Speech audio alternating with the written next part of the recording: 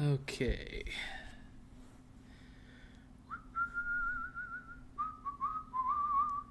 Let's see what we got here.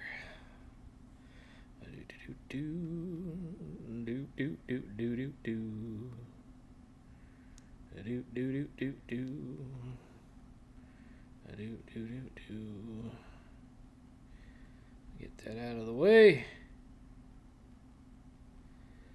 And we're going to get that out of the way. I'm going to copy that. I'm going to come here. Oh,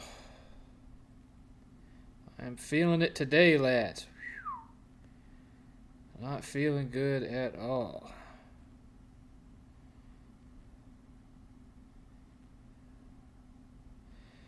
Okay.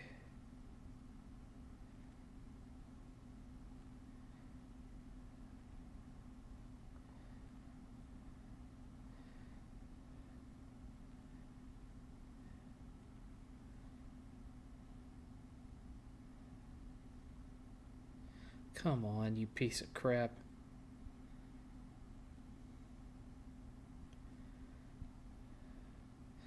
You know, I like Twitter/X, but the phone app is such trash. It's such garbage. It don't work worth a crap half the time. If Musk wanted to invest some money in making the platform better, invested in that god-awful app, because it sucks. It sucks. Well, now we just wait for viewers to show up. I don't get it. You guys know Saturdays at 6 is my time. But it always takes y'all several minutes to show up. I don't get it. Why is that? Where are y'all? This has been my time slot for years. Years. But every Saturday, and that, I had technical difficulties. That's why I didn't do the extra 10 minutes like I normally do. That extra 10 minutes is for two things. To make sure that I get my link posted on Twitter, and to wait for you guys to actually show up, because it always takes y'all 10 to 15 minutes to get in here. I tell you, I don't know. I don't know. And to think that I have to give you an extra hour today, automatically, because of Ultra Steel 2 weeks ago. And y'all can't even show up on time. What's that say? What does that say? I don't know, because I'm old and I don't feel good. Hi, Blaze the Cat. What did I think of the Minecraft movie reveal trailer? Well, for one, I'm not a fan of Minecraft, so it doesn't hit for me the same way it would hit for people that actually love that series. Or that game, I should say. But I know a lot of people who were quite pissed off about it, especially when Jack Black showed his face. I'm telling you, people are getting tired of Jack Black because he doesn't act anymore. He just plays Jack Black. Even when he was doing Claptrap, he was more or less just Jack Black talking in what I guess he thought sounded remotely like Claptrap, but did not. Hi, Smith. Thoughts on Concord being a fail? I knew it was going to be a fail. I knew it was going to be a fail.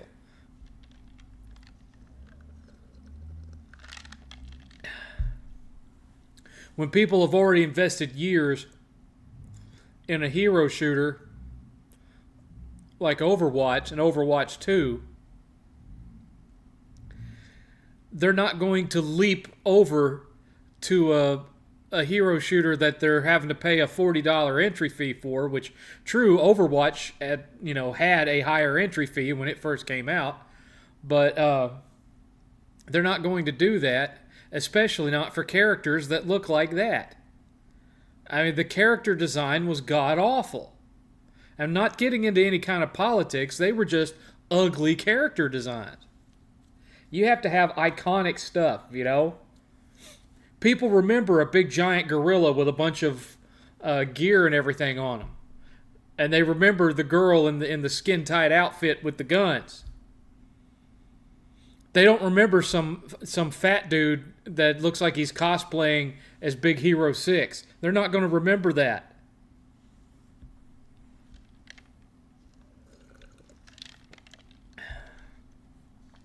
And they had no real roadmap for, progressing, that game.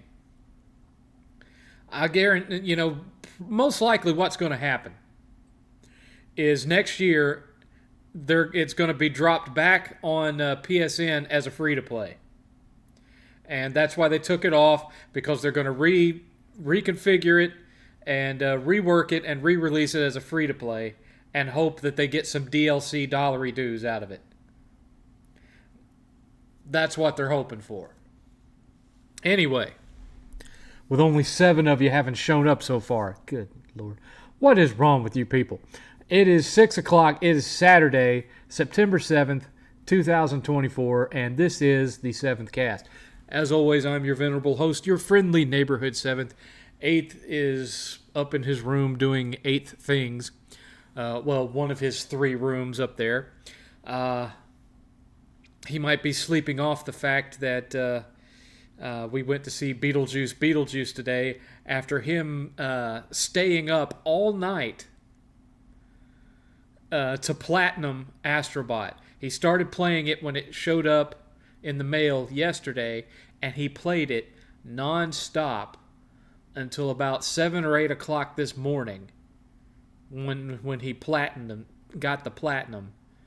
And then around 9 o'clock, when my alarm went off and woke me up, he came over to the balcony. He said, "Hey, Dad, you want to hear my review of Astrobot?" I said, "What, son?" He said, "I platted it. I stayed up all night to play it." I had a guy... Now, some of you may know who the new Legal is. He's a guy on YouTube. He's a guy on Twitter. A pro Xbox guy. He and I have a friendly back and forth trolling. And he had some snark to say about Astrobot, and I countered him. And only I wasn't trolling, I was being serious when I said that this was a game that stood right alongside some of the greatest 3D platformers ever made, including Mario Odyssey and Mario Galaxy 1 and 2. And I had one of his fanboys say, "You've got to be trolling. You can't be serious." No. It's a dead serious thing. It's an absolute dead serious thing. Astrobot, in the 20 or so hours it takes to 100% it, it didn't take 8th that long, but then again, 8th is 8th. It took him about 14 and a half hours. But that's because 8th doesn't really have to replay levels that much, and so he was able to get through it in a much faster time frame. But he's 8th. I'll let you know how long it takes me to plat it. I haven't even gotten to play it yet because he ran it up to his room as soon as it showed up yesterday. But not only is it one of the greatest 3D platformers that's ever been made. Now, I'm not saying it's better than Mario Odyssey or Mario Galaxy, but I'm saying it's right there with it. It's right on the line with it. But not only is it that, it's potentially the game of the year, and 8th thinks that it could end up going down in the history books as crazy as this sounds, as the game that defined the PS5 generation. Not God of War Ragnarok, Not Spider-Man 2. Not Gran Turismo 7. Not Horizon Zero Dawn. Or whatever the second one was called. I don't even remember. None of that. None of the sequels. None of the endless first-party sequels we've gotten this year. No. Astrobot.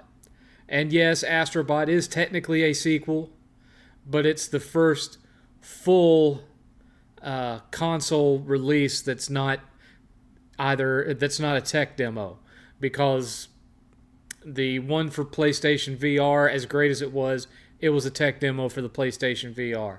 And Astro's Playroom was a tech demo for the PS5's DualSense controller.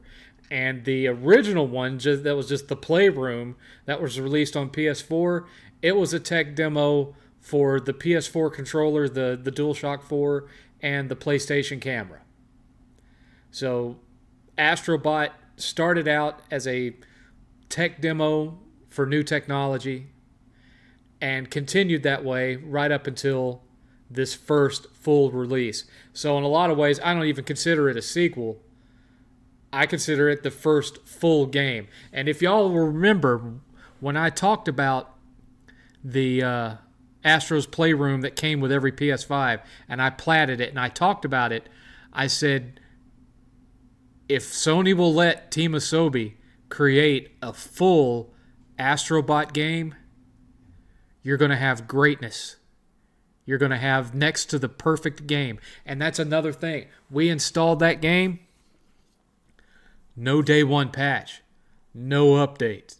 It installed off the disc and boom. They had that game exactly the way they wanted it when they went gold with it. We're talking about a team of just 60 people. On a fraction of a budget of some of the other stuff. Certainly a fraction of the budget of what Sony spent on Concord. And we have potentially the greatest game released this generation. It's that good. Sony has been trying to create their own Mario for over 30 years. Well, 30 years. It'll be 30 years. Technically it's 30 years this year because PS1 released in Japan in 94, released in the US in 95. But technically it's been 30 years. They've been trying to have their own Mario. They tried with Crash Bandicoot, lost the rights to that. They tried it with Jak and Daxter, which was certainly a great game, but it didn't have that kind of classic Mario feel. They tried it with Ratchet and Clank, which was a great third-person action shooter, platformer hybrid, but again, doesn't have that classic 3D platformer feel. They tried it and tried it and tried it, and now they have finally achieved it. They have their equivalent to Mario, and it is fantastic. It is fantastic. 8th was glued to it. I sat and watched him play it for several hours last night before he took it upstairs to spend the rest of the night playing it. And yeah, I think I saw maybe one time where it dipped under 60 frames per second. The physics engine on it is amazing. Thousands of little things moving around at the same time. There's one part where you get into this treasure room and there's like jewels flying everywhere. There's jewels all over the place. Thousands of these little jewels. It's like a continuation of what they started with knack. That technology that they had. But the physics of it is amazing. The control is so tight. I was sitting there watching 8th play it. And it's hard to describe this. I tried to explain it to 8th and I don't think he got what I was saying. But the platforming on it was so tight and responsive that as he was playing it, I could feel the controller that I wasn't holding in my hands and feel the button presses as I watched him play it, to where it was almost like I was playing it. Like almost like a phantom limb sensation of playing it when I'm not even holding the controller. The graphics just absolutely astounding. It's got a lot of humor to it. The music, oh my god, the music is so good.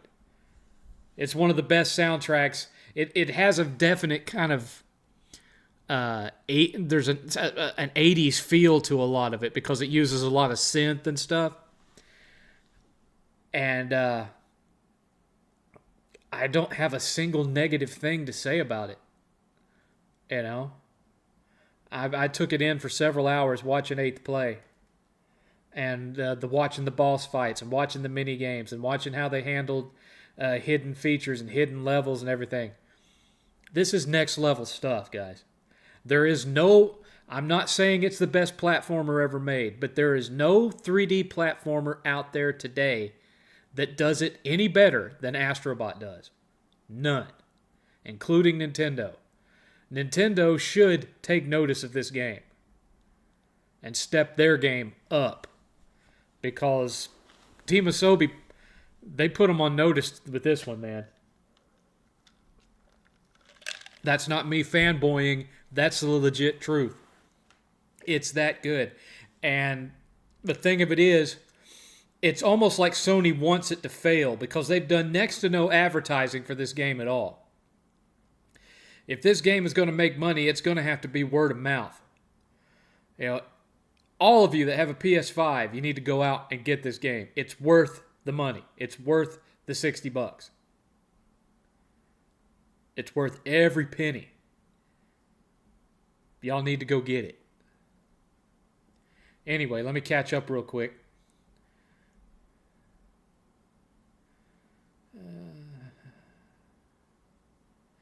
Is Astrobot better than Ratchet & Clank Rift Apart?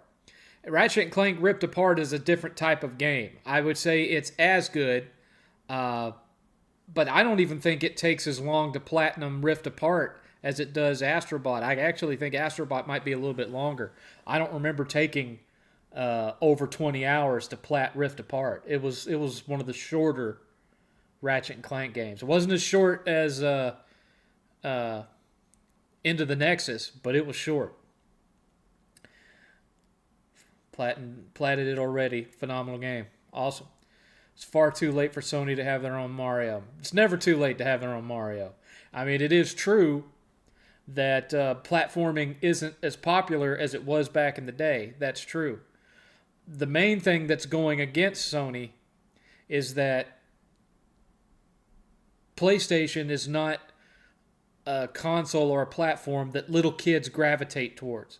They gravitate towards the Switch. And so you would think, oh, well, Astrobot isn't going to do well because it's a bunch of adults playing. They want their gritty Last of Us and Uncharted type stuff. They don't want anything like Mario. But there's also a huge section of the PlayStation community that's guys like me that grew up playing platformers. So we'll see. We'll see. But, you know, Sony is missing out because they could be taking a bigger chunk of Nintendo's fan base if they catered to more demographics than they do. And I'm not saying that Astrobot is kiddie when it comes to its difficulty. There's some definite challenge in some of those levels. I mean, it's not like Meat Boy. It's not Super Meat Boy by any means. But, I mean, if there's ever been a point where you found something on Mario Galaxy to be challenging, that's the level of challenge that I'm talking about. Shadow Deist. Hello, I'm off today. Hello. I heard June the King is making a documentary on Dr. Disrespect. I would say innocent until proven guilty. I don't really care about Dr. Disrespect one way or the other, and I barely, I've watched 2 or 3 videos that June the King's ever done. Sony is not a Japanese company anymore. They're Californian. Well, Team Asobi is over in Japan, but it has a mix of different races working there. It's not strictly just all Japanese people. There's white people, black people, Japanese people. It's a mix. Men, women. You don't see anybody with blue hair and nose rings over there, though. That could be completely coincidental as to its quality. I don't know. I'm not saying that at all. Little Big Planet, they almost had it. I wouldn't say that, because whereas Little Big Planet was fun, the reason it was fun was because of the creativity and the co-op. It wasn't because of the tight gameplay, because Little Big Planet was floaty as hell. I could get Astrobot for Christmas. A lot of people are talking about Astrobot, but I just ignored all the videos showing me this game. But now that you mentioned it, I might look. You need to look into it. It's that good. You know, if you ever loved Mario 64 or Mario Galaxy 1 and 2 or Mario Odyssey, if you ever had any kind of love for a 3D platformer, you don't want to skip on this one. Trust me. There are some former Mario devs at Team Asobi. That makes sense. Sup, 7th. What are your thoughts on the Castlevania DS collection that came out last week? I wouldn't want it unless I could get it physical. And I don't like throwing my money at limited run because I don't know how long it'll take before I actually get what I paid for. Hey, 7th. Do you think the Terminator would have flopped if it came out the same year as Return of the Jedi? Impossible to say. I don't really think the two of them would have competed because one of them was a family-friendly space fantasy, and the other one's a gritty R-rated sci-fi action film. So they're not really in the same lane. I don't think it really would have affected anything that much. 7th, why has Sony not tried to make a Sonic the Hedgehog clone? Well, Mario has aged well. Sonic, for the most part, has not. So maybe that has something to do with it. 7th, are you planning to go to this year's Retropalooza? Currently not planning on it because I don't think I'll have the money. I have the time off because I schedule all my time off a year in advance because of how much of it I get. I get 4 paid weeks off a year. I get a solid month off every year, not including sick time, personal days, company holidays, that kind of thing. So I got the time for Retropalooza off in the beginning of the year. The problem being, I didn't know when I scheduled all that time that I was going to be having to buy a new house, finding another place to live. And so my finances got obliterated by that.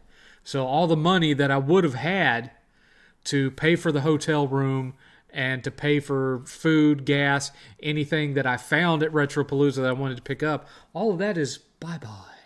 It's gone. It's not there. Now, my buddy Brian talked about the possibility of us driving up there Saturday for just one day and getting a one-day pass. But I don't know if that's going to happen or not because, Brian, I'm not going to say what he does for a living, but his schedule is very tight.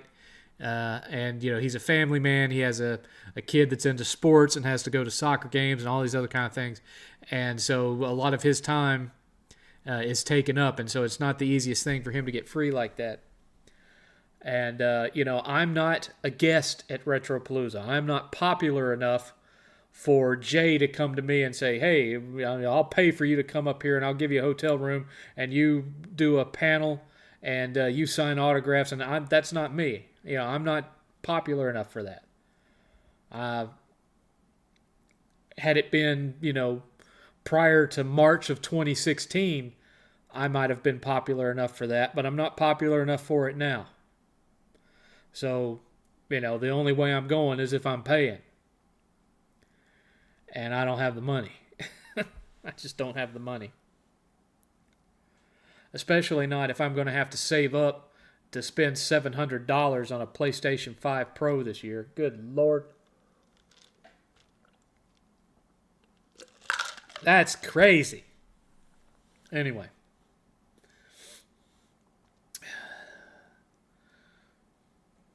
I was about to say, of all the photos of Team Asobi, everyone looks like a normal person. Exactly. Exactly. They don't have anyone on their team that looks like the salesperson from Skate or Die. I'm just saying. I'm just saying. What's the worst Disney Pixar film you've watched? The Good Dinosaur. I couldn't even finish it. Every time I've tried to watch it, I've fallen asleep. It's the most boring crap. Have you seen Kingdom of the Planet of the Apes? Yes, me and Eighth went to see that at the theater. Seventh, how come Astrobot has more hype behind it versus the Sackboy game from the beginning of the generation? Because the Sackboy game wasn't what people wanted from Sackboy. And it's a platformer that's on a track. It's almost like playing isometric Crash Bandicoot. Whereas Astrobot is more playing on these big open maps. Sackboy is playing on these narrow, start here, go down this straight line, finish here. It's not the same kind of thing, and it's not what people wanted. They wanted a Little Big Planet 4. They didn't want what that was. And that's why it just kind of fizzled out.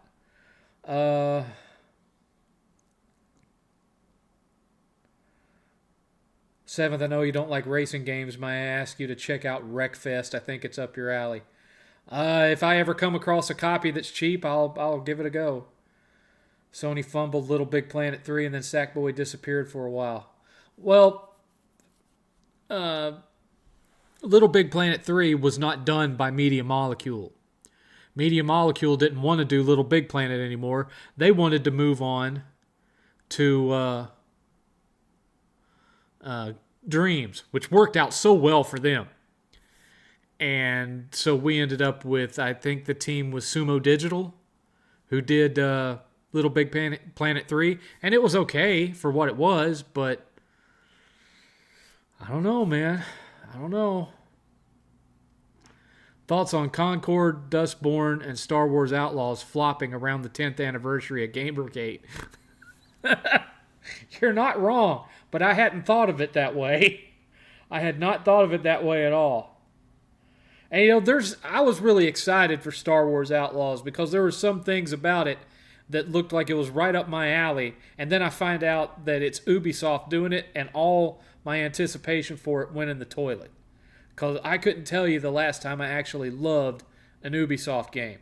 They've become too full of filler. They're too full of filler, and they're too formulaic and repetitive. So even without all the incredibly ugly character models, when the actress that played the character is, a very attractive woman, and then they come up with this, psychonaut-looking monstrosity, I don't understand. I really don't.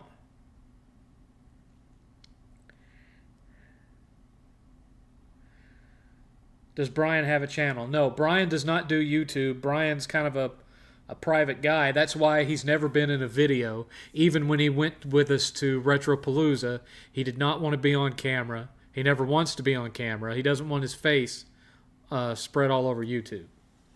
And I don't blame him for that. I understand it. What's the reason Mighty Number 9 failed in your opinion? Because it was supposed to be the next Mega Man, and that's not what people got. Where Mighty Number 9 failed, that Curse of the Moon game succeeded. Can't even remember the name of that series, but those games felt like Castlevania. Mighty Number 9 did not feel like Mega Man.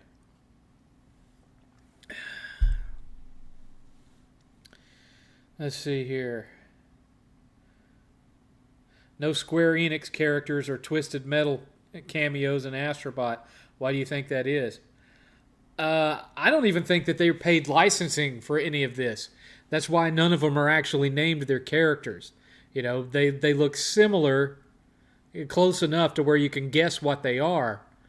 But I don't think they had to pay licensing for any of that. So I'm not really sure why they left Square Enix characters out. I expected there at least to be, Cloud or Sephiroth, but no. Astrobot is, by the way, hi 7th and 8th. I don't think 8th's in here tonight. 7th, did your rent go up like a lot of people's rent did? When I first moved into that house in Austin, outside of Austin, in the Cedar Park area, my rent was $1,350 a month. By the end of when they decided they weren't going to renew my lease again because they wanted to sell the house, my rent had gone up a total of $400 over 7 years. So my rent was $1,700 and something a month. When I bought this house, that went up by $1,000. So now I'm paying $2,740 a month for my mortgage. And that's why, the thing of it is, I got promoted right around the same time. So it made my pay go up quite a bit. And so had I not gotten promoted, I would have been in deep crap. I would not have been able to afford the mortgage on a house near this size. Not even close. And this house is quite a bit bigger than the one we moved out of. This house is almost 1,000 square feet bigger than the one that we moved out of. It's almost twice the size.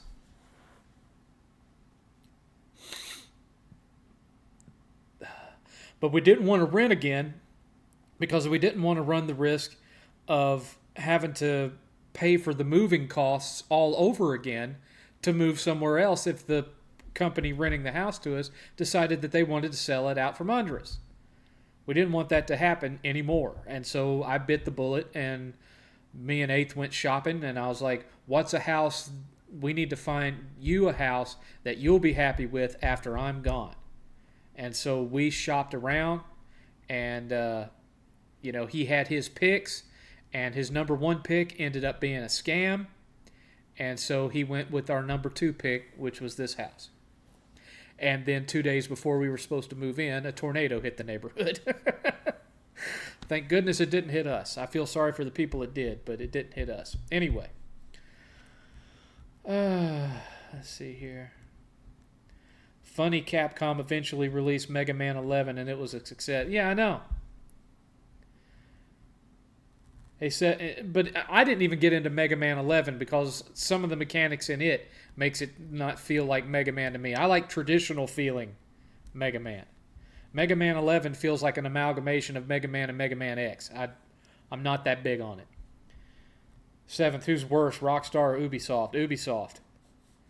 Rockstar hasn't actually made enough games to be able to be as bad as Ubisoft. They're too slow. Their output's not big enough for that. 7th, you know I'm tired when I start screwing my words up like this. 7th, Astrobot and Space Marine 2 came out this week, but my friend goes and pays money for a physical copy of Harry Potter Quidditch Champions, even though it's free on PlayStation Plus. I question his taste in games. I question his sanity, and I question your choice of friends.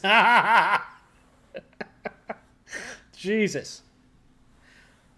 That's terrible. I hate inflation. You ain't the only one.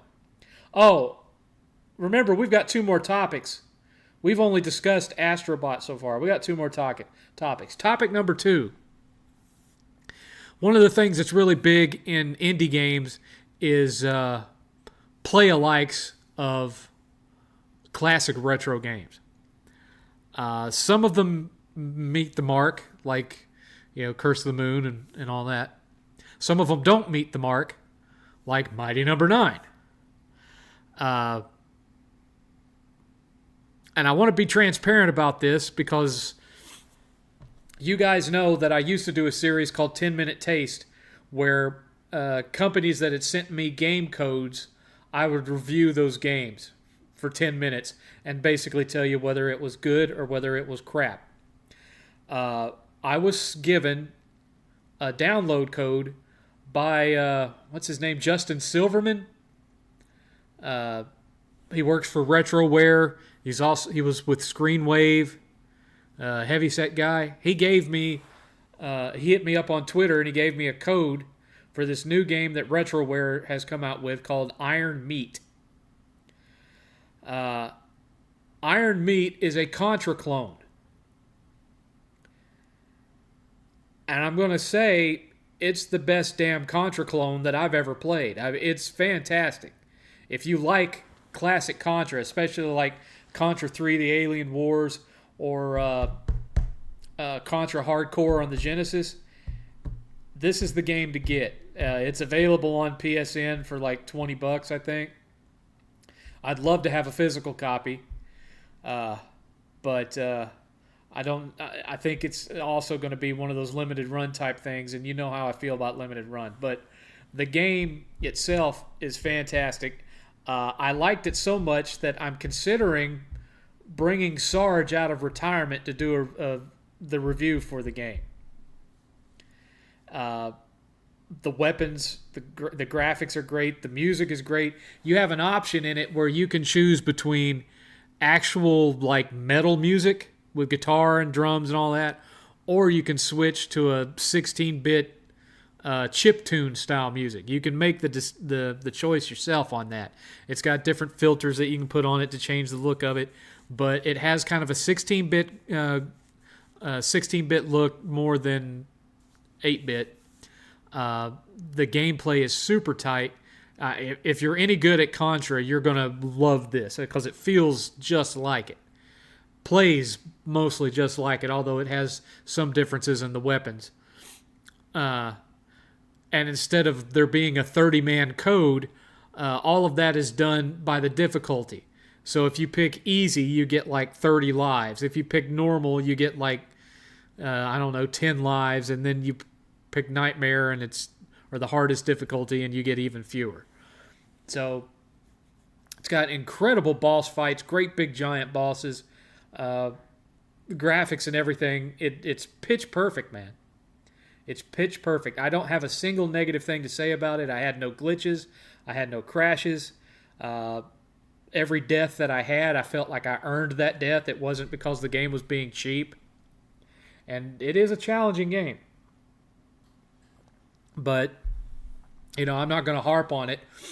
But, if any of you are fans of classic Contra, you need to go on PSN or on Switch or whatever you're playing on and buy Iron Meat. Good game.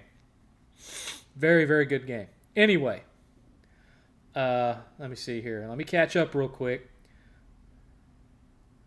There were some other weird omissions. No Gex. Well, Gex was originally 3DO, not PlayStation.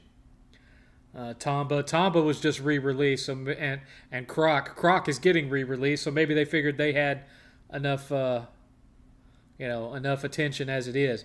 My memory of Tomba and Croc though was that they weren't especially popular. Out of the people that played PlayStation with me back in the 90s, I was the only person that had either of those games. The others didn't buy it. Well, I'd like to have seen Duke Nukem. Well, Duke Nukem was more PC than PlayStation, although he was on PlayStation. One of the ninjas from Mortal Kombat. Hey, 7th, tornadoes versus hurricanes. Hurricanes, you have several days to plan. You know it's coming. You get like at least 4 or 5 days. Hurricanes, you get maybe 10 minutes. If that. So, I'd rather deal with a hurricane than deal with a tornado. I've been playing Borderlands 3's DLC over the summer, and up to now I can say Borderlands as a series has the best DLC out of any game, even Witcher 3. What do you think? I can't imagine that I would enjoy any of the DLC for Borderlands 3 if the writing was just as bad as the main game. Because the writing was terrible, the villains were god-awful. It's my least favorite Borderlands game because of how bad the writing is and how bad the characters are.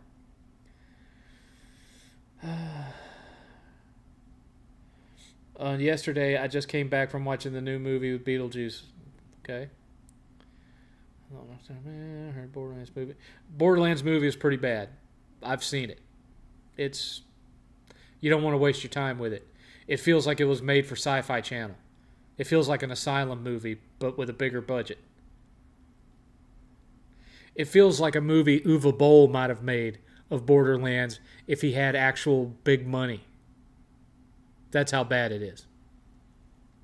Hello, Ryan Rayfield. How's it going? What are you sipping on? Tea. Okay, so topic 3.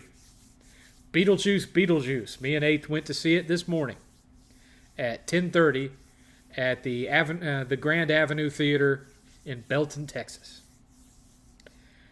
Sometimes we go to the other theater down in Temple, whose name is escaping me right, Cinemark. Sometimes we go down there. Sometimes we go to the Grand in Temple. Rarely do we ever go to Alamo these days because it's an hour away. It's just not worth the drive. So we went to see Beetlejuice Beetlejuice.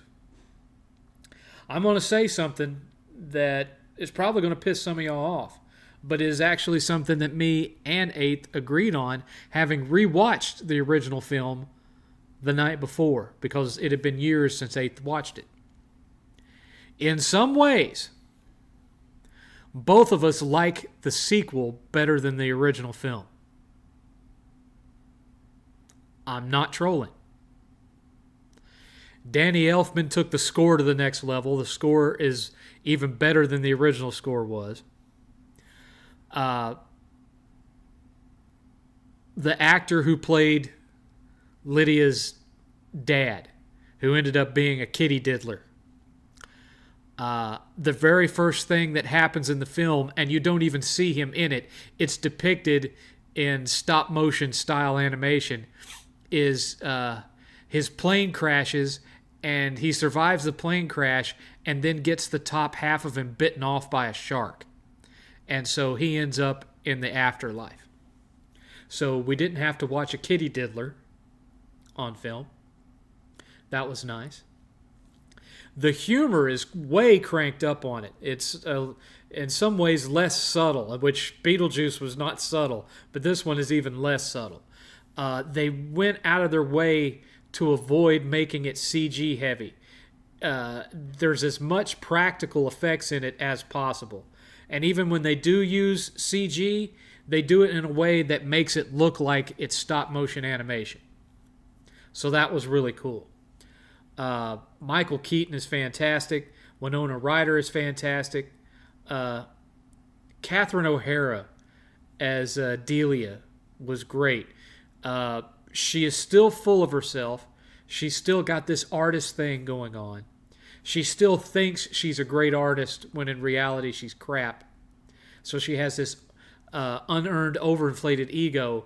But over the years, she has transformed into an actual mother to Lydia. She's her stepmother, but she's become an actual mother to her. And she looks after Lydia and tries to keep Lydia out of trouble. And it made the character so much better than just the annoying bitch that she was in the first film. And I was really happy about that because I love Catherine O'Hara as an actress. You know, it's like she mixed Delia Dietz with Kevin's mom from Home Alone and just put those two characters together. And it's great. It's great. Jenna Ortega playing Astrid, Lydia's daughter, also very well done. Excellent job. I will say, and I don't know if this is because of the time she has spent working on Wednesday, there's so much of her performance that feels like 90s era Christina Ricci. And it works perfectly for the film. It works perfectly for the film. And Michael Keaton, oh God.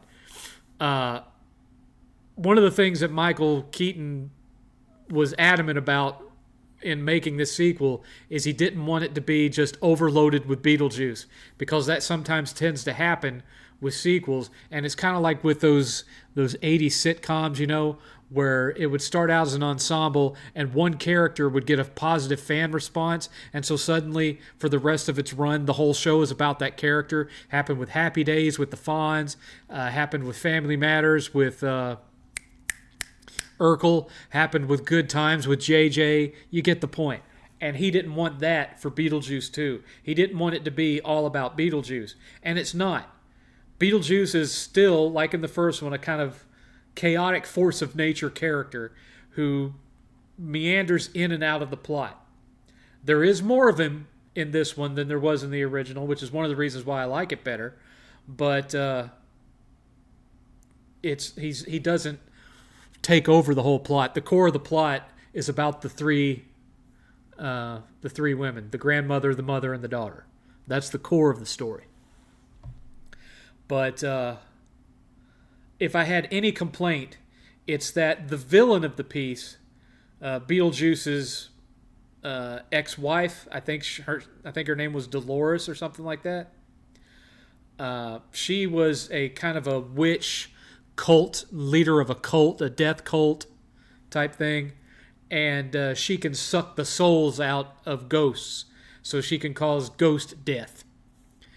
And she's hunting down Beetlejuice. There's not really much of anything done to build that character up. You get one flashback that Tim Burton hilariously has in Italian as an homage to like Italian giallo horror films. Mario Brava. The guy.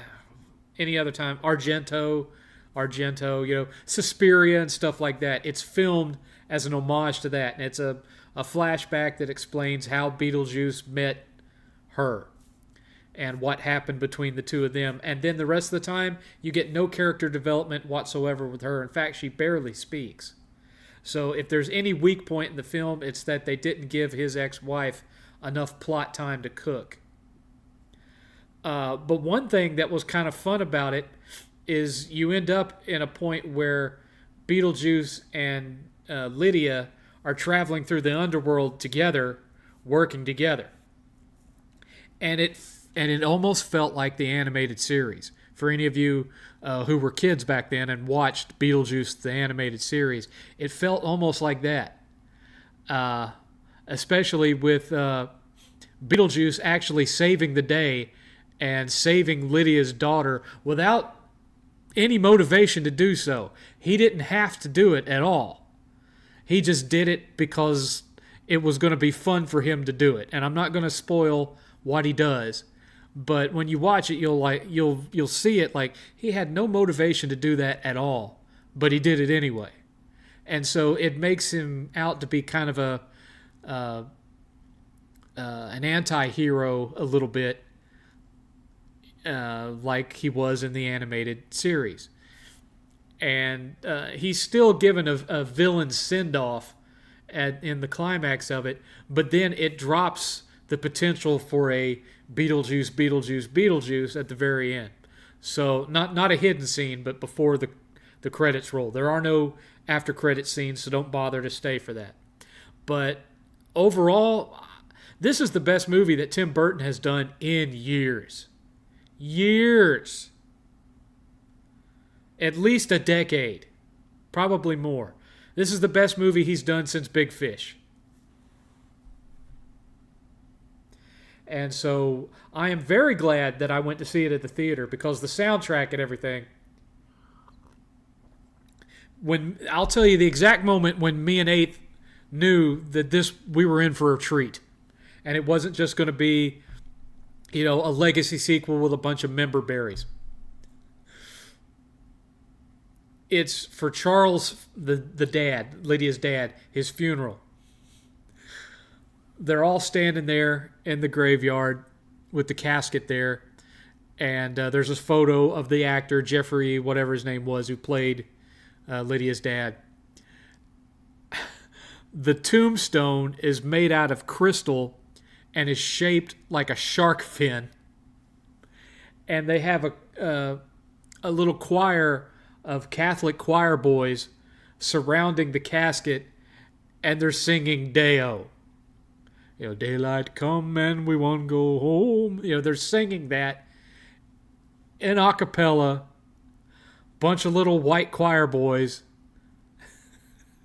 around his funeral, around his tombstone and his casket. And I started giggling, and Eighth started giggling, and we just knew, yeah, we're gonna like this movie. This is our sense of humor, and it stayed that way. There was some stuff that was just so out of left field. It had both of us just dying. It was so good. There's, I'm not going to spoil it, but there's one scene. There's one scene that uses a song by Bryan Adams that I haven't thought about in 20 years. And when that song started to play, I about lost it. And, you know, even Eighth, who was born decades after this song came out, understood the out of left field hilarity of it, and he was laughing too. So it's great, man. It's great. And when it comes out on 4K Blu-ray, probably close to Halloween, I'm snatching it up. I want it. And I couldn't tell you the last time that I went out of my way to buy a Tim Burton film. It's been a long time, let me tell you. Because once he started like making nothing but licensed films and stopped doing original works. Now, don't get me wrong, you know, Batman and Batman Returns are great, and those are licensed films, sure. But Dumbo, Alice 1 and 2, you know, and I don't even hate Oz the Great and Powerful or whatever all that much. You know, I actually like some elements of that film. It's my favorite out of his licensed films of the last couple of decades. You know, you know, I would like to see him come back to do a comic book film to see how he would approach it now. You know, maybe give him a try on Spider-Man. You know, to see what he could do with a Spider-Man. But otherwise, you know, he created Beetlejuice. And it shows that working with his own characters and his own quirkiness, that's when he comes alive as a director and as a creator. He's stifled himself too much doing this licensed crap. He needs to go. I'm hoping that this movie does well enough to where studios will start letting him do his own projects again. Because I have a feeling that might be part of it, that he's just been taking the jobs that he can get. You know? But anyway, me and Eighth loved it. And in some ways, liked it better than the first one. So, take that as you will. It's not a member-berry film. Yes, there are callbacks, but it's not a member-berry film. It's very good. Anyway.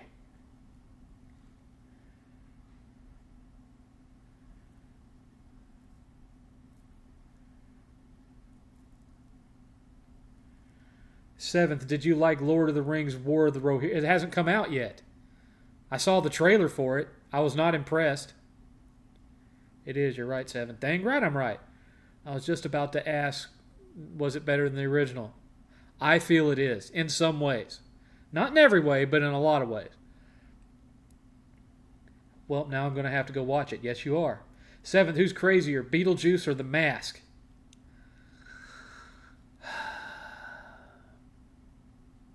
That's a hard question.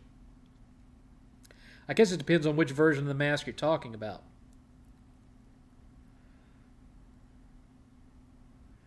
Did it have a fresh story? No, it's a continuation, but it feels fresh because the Maitlands are out of the picture. Lydia helped them find a loophole so that they could go ahead and move on to the other side.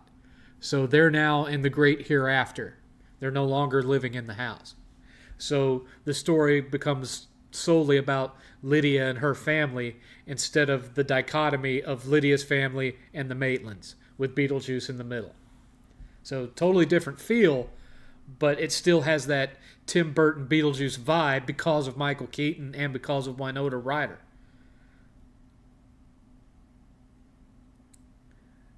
Hey, Seventh, who's more stupid, Jasper and Horace or Marv and Harry? Well, I'm not sure I know who Jasper and Horace is. I know who Marv and Harry is. That's Dumb and Dumber. But I'm not sure I know who who Jasper and Horace is. Or no, Marvin Harry. Marvin Harry is Home Alone. I'm not sure who Jasper and Horace is though. Seventh, why are you spoiling the film? Hello, I didn't spoil it. I barely gave any details on it. Seventh, do you think Beetlejuice will get a third film? I hope so. They teased it. Don't start with me, Shadowhood. Remember, Shadowhood, every time you show up on here, you've already got 2 strikes.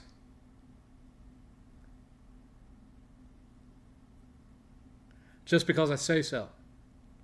Seventh, thoughts on the rumor of WWE trying to bring back WCW? I don't know about that. You know, they tried to resurrect. Look, what would be the point?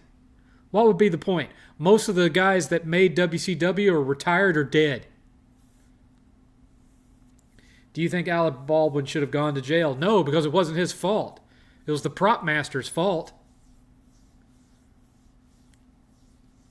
Was it the actor that played Fun Boy's fault when Brandon Lee was killed? No, it was the prop master's fault. They had an amateur prop master dealing with those firearms. It wasn't Alec Baldwin's fault. It's not, he's an actor. It's not his responsibility to check the chamber on a gun that's handed to him by the prop master. It's not his responsibility to look and take all of the stuff out of that revolver and say, oh, this isn't a dummy, this is a live round. That's not his responsibility.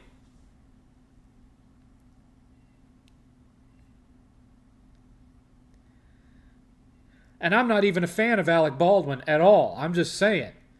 I liked him in Beetlejuice, and I liked him in The Shadow. That's it. Well, and Hunt for Red October. I liked Hunt for Red October. Let's see here. Sounds like you had a good time. Oh, we had a blast watching it. It was a lot of fun. What did you think of Batman Forever? I didn't like Batman Forever, and I hated Batman and Robin. Eighth loved him when he was a kid. Eighth loved them both. In fact, he damn near wore out his copy of Batman and Robin on DVD because he'd put it in the disc. He'd put it in his DVD player, and he just let it play all day long on loop while he was playing with whatever he was doing, building Legos or Connects or whatever, because Eighth was mainly into construction toys when he was a kid. He liked action figures, but he didn't do fights. There was no, I'll get you, Optimus Prime. There was none of that. He didn't do any of that. He'd transform it, and then he'd sit it on the floor, and he'd line them up in a row and stand back like this and look at them. And then he'd transform them back into their vehicle modes and stack them and then look at them. And then he'd put them back in their box. All he cared about was construction. He liked to build roller coasters and stuff with Connects, and he liked to do paper craft and that kind of thing. Legos and what were those figures that you had to put together? They were made by Lego. I can't think of them now. Bionicles. He loved Bionicles. Anyway. I think Jasper and Horace were from 101 Dalmatians. They're probably equally dumb to Harry and Marv. Why do you think Jim Carrey didn't like playing the same character twice? I don't know. Just artistic artsy-fartsy BS. Are you pushing it to 4 hours tonight? I have to push it to 4 hours tonight because of Ultra Steel. At the last minute, the last stream we did, he paid $50, and that extended it by an hour, but I was too tired. I'd already been going for 5 hours at that point, and so he agreed to let me just tack it on tonight. So regardless of whether anybody donates tonight or not, and trust me, no one has, I have to do 4 hours tonight. Good evening, Biggin. Will you be buying a PS5 Pro if it's made available with no disc drive? If there's not a disc version or the ability to put a disc drive on it, I will not be purchasing one. Not going to happen. Because I have bought the majority of my library on disc.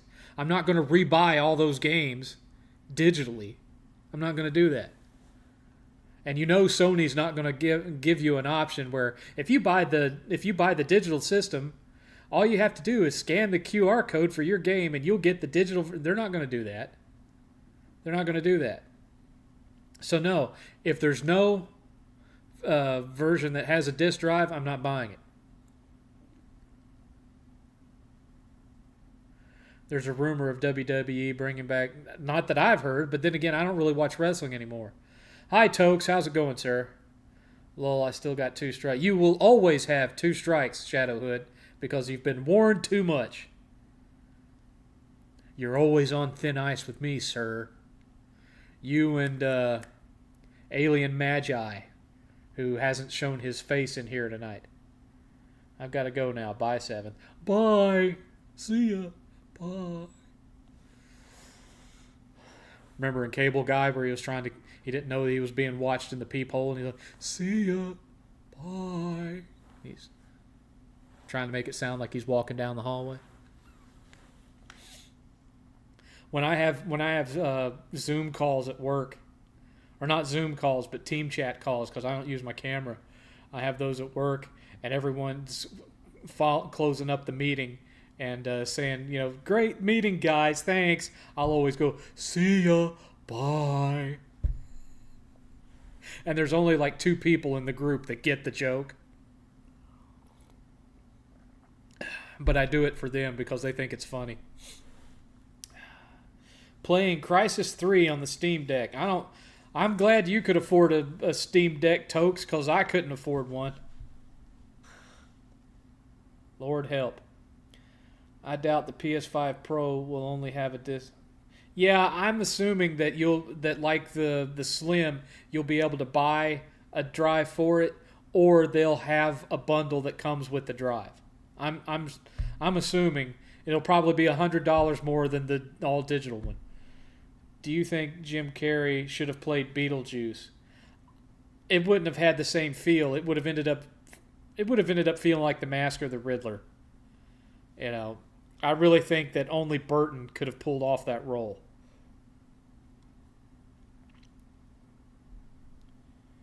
Not Burton, Keaton, sorry. I'm tired, guys. I'm not feeling all that great. I just want to hang out, no big deal. Okay. I'm not sure what that was in reference to. Remember when they brought ECW back, you saw how that went. Yeah, it didn't go worth a damn. 7th, can I chase you down a hallway? You wouldn't be chasing me long. Nowadays, I don't move that fast. You know what I'm saying? I don't move that fast. You'd probably catch me pretty quick. So anyway, those were my 3 main topics that I wanted to discuss. So everybody go buy Astrobot. Everybody go buy Iron Meat. And everybody go see Beetlejuice. I had no negative remarks. They're all recommendations. And now y'all just ask me what you want to ask me. The rest of the night is open night. Are you still doing an extra hour from the 50 dono from Yes, that's happening tonight. That is happening tonight. Which is not to say that y'all can't still donate. That would be awful nice of you. I wanted to have pizza for dinner today. I couldn't have pizza for dinner because I couldn't afford it.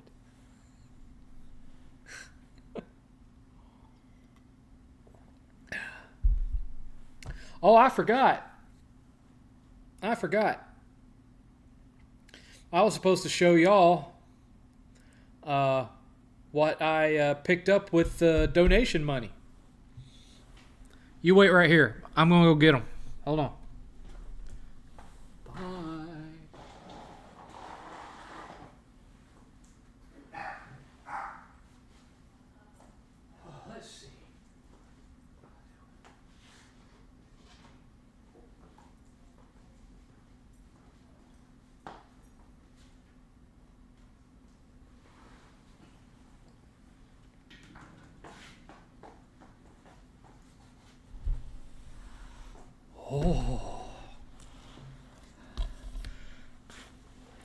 forgot that I was supposed to tell you all about all this.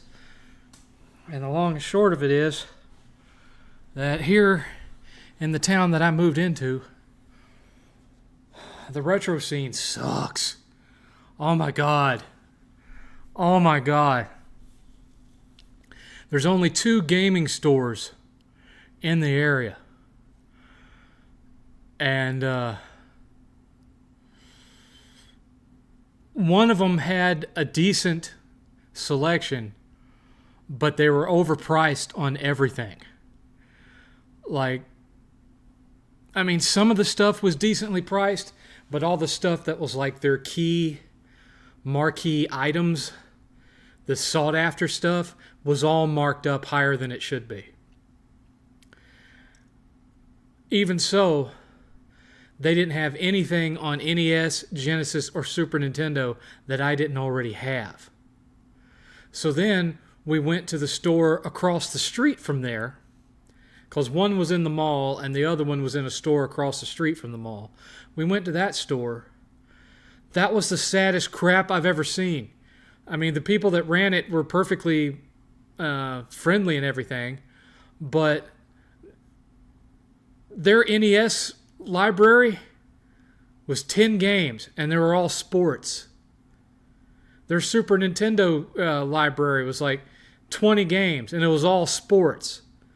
Genesis, 100 games, all sports.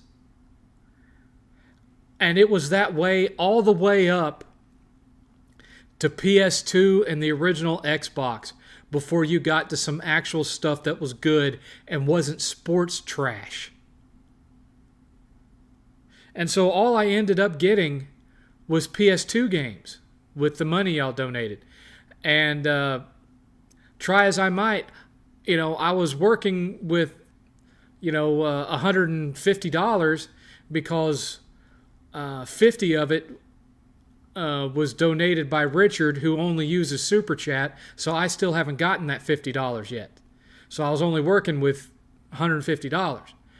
And I didn't find $150 worth of games that I wanted. And so I turned to 8th and I said, okay, we're going to spend $30 on lunch today. And so here's how much is left. What do you want? What games do you want? He couldn't find any games that he wanted for his collection either, which he collects primarily handheld games like PSP, DS, that sort of thing. He couldn't find anything he wanted. So he ended up spending his chunk of it. He found he loves to do the Gundam model kits, but he also is really a big fan of the super robots like Voltron and Gurren Lagann, Godanner, that kind of thing. And so he found a model kit of Mazen Kaiser. And he had recently got this Mazen Kaiser video game or whatever it was.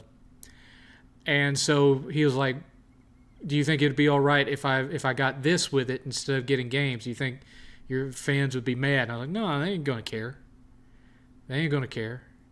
It wasn't like we were, buying new furniture or anything with it or something that was going to make the show better.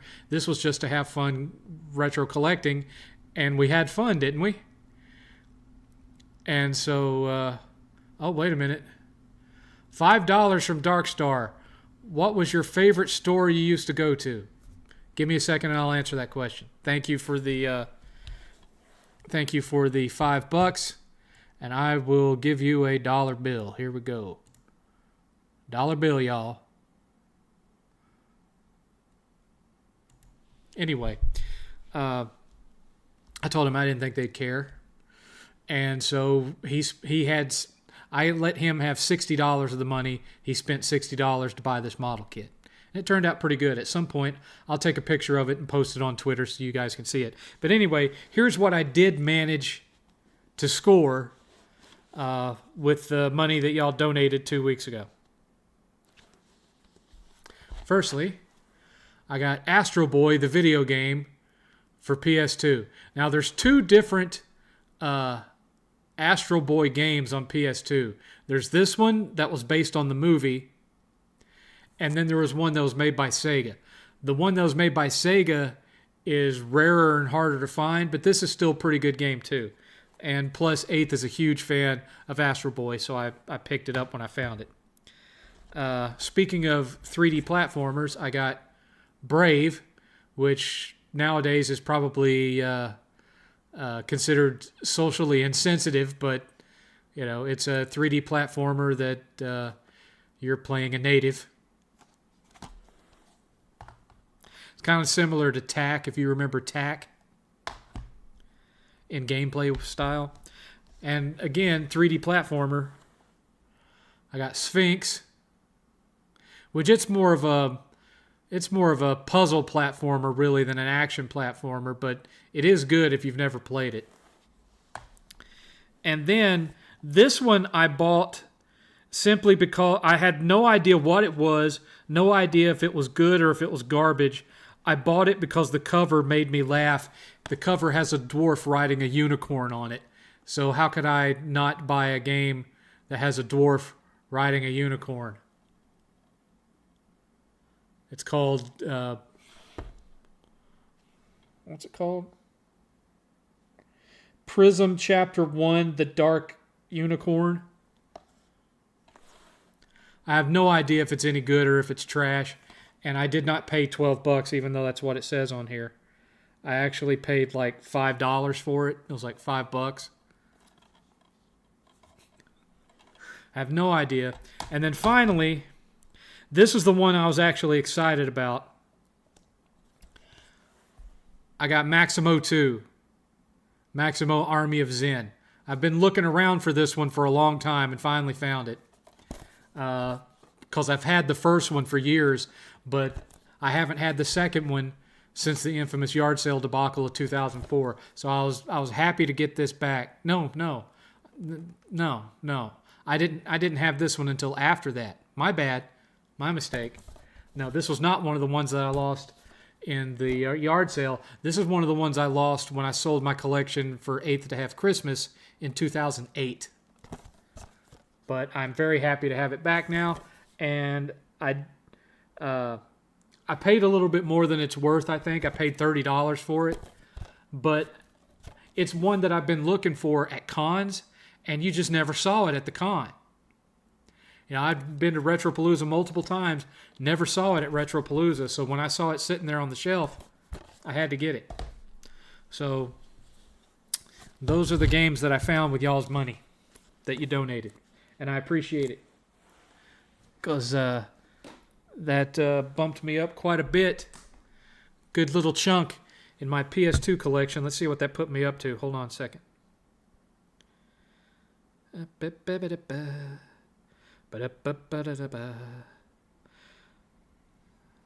Come on. Refined by console. Sony PlayStation 2. That put me up to an even 130 PS2 games. 130. Not too shabby. Not too shabby.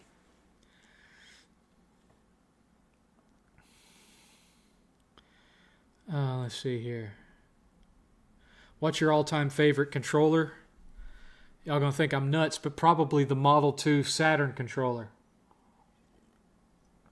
I just loved the way that controller felt in my hands. It just felt really good.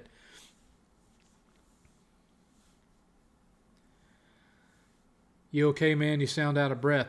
I've been out of breath all day today. I don't know why. I was fine when I got up, and then we went to the theater, and we had lunch at the theater, because you can, eat lunch at, they serve burgers and wraps and whatnot. I didn't have anything, overly fattening. I had a chicken wrap, grilled chicken wrap. And when I came out of the theater, I was just, my heart rate shot up and I was out of breath. And, my heart rate, my pulse and everything are fine right now, but I'm still kind of out of breath, almost like I had like an asthma attack or something, but I don't have asthma, so I don't know. I'm just getting old.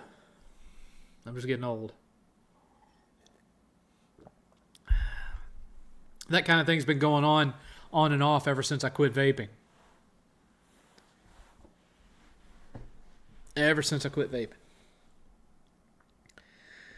I'll be back in an hour. Well, okay then. Nice haul. They look in great condition. Well, yeah, they're complete in box. They all have their manuals. I do need to get all the sticker crap off of them. I need to do that. $5, even if it sucks, it's probably worth $5. You're not wrong. You're not wrong. I will always go looking, even if it's a game that I think is probably garbage. If it's like $5, I'm going to buy it, because I can at least try to, have a laugh out of how terrible it is.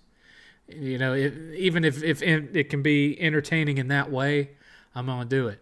I mean, I want to be playing, I wanted to build up my collection, my collection's of a decent size now. I'm at like 2,430 games, something like that.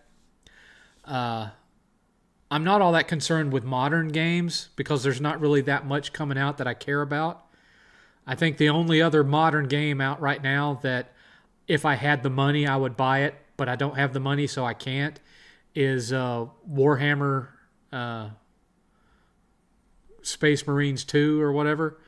I would like to play that, but because I kind of liked the first one, even though it was really derivative of Gears of War.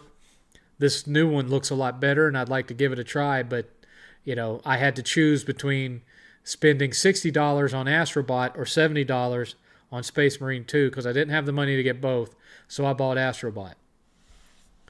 But I promise you, if I happen to make $70 tonight, it'll go towards Space Marines 2. And we'll see about maybe getting back into the review game. I'm definitely wanting to get some reviews done.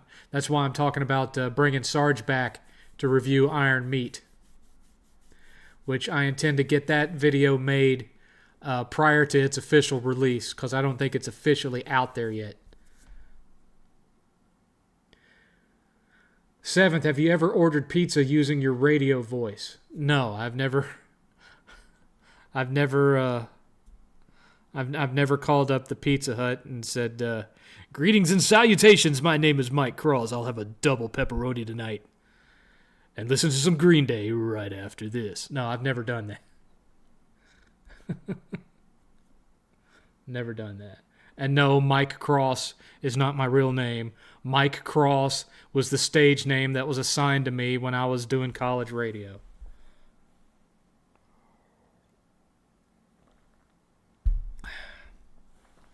The guy that came on before me, his stage name was John Ash. I was Mike Cross. There was another guy after me that was like Johnny Singleton or something like that. Everybody went by a fake name on air.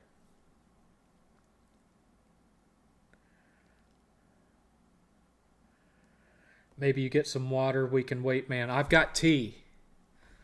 I am probably dehydrated, though, because usually when I wake up in the morning, I'll drink 2 bottles. I'll just down 2 bottles of water to start my day out.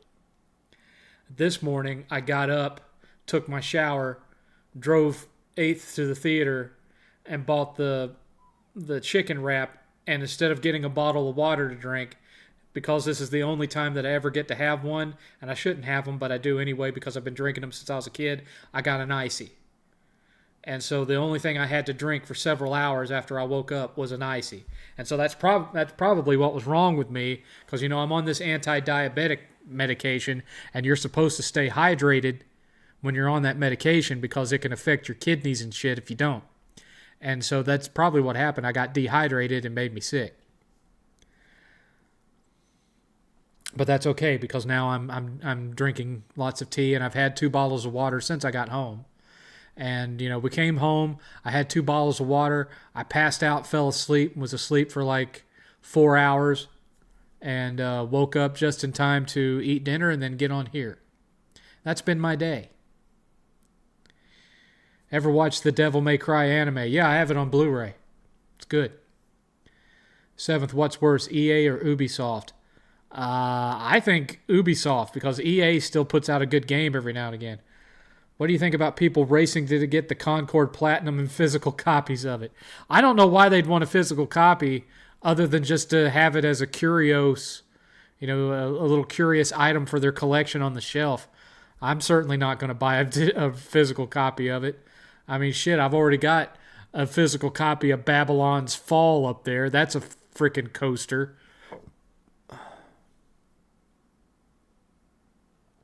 If I donate $100, will you order pizza on stream using the radio voice?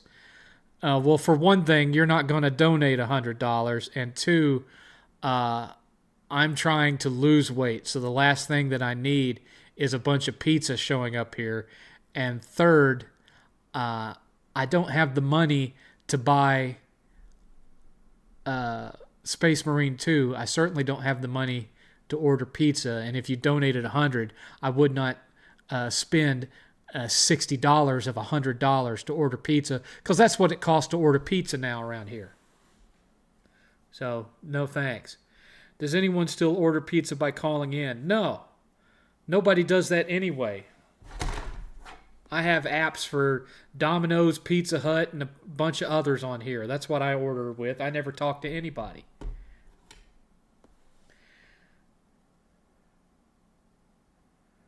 Lol, Mike Cross, what was your partner name again? Lol, you funny. What do you mean my partner name?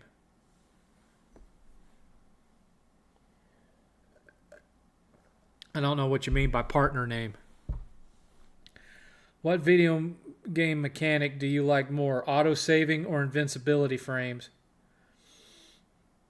I think auto-saving comes... it does me a lot more than invincibility frames do, because I'm often forgetting to save. And remember that I play mostly big open world RPG type games, and if you don't have autosave and it's expecting you to stop and save your game physically at a spot, and the power goes out or the game freezes up, I can lose literally hours and hours and hours of gameplay. So for me, autosave is the bigger one of the two. How long is Astrobot? If you're just rushing through to do all the levels, it's about 10 hours. If you want to get the platinum and do everything, like all the challenge missions and all that, it's about 20 hours.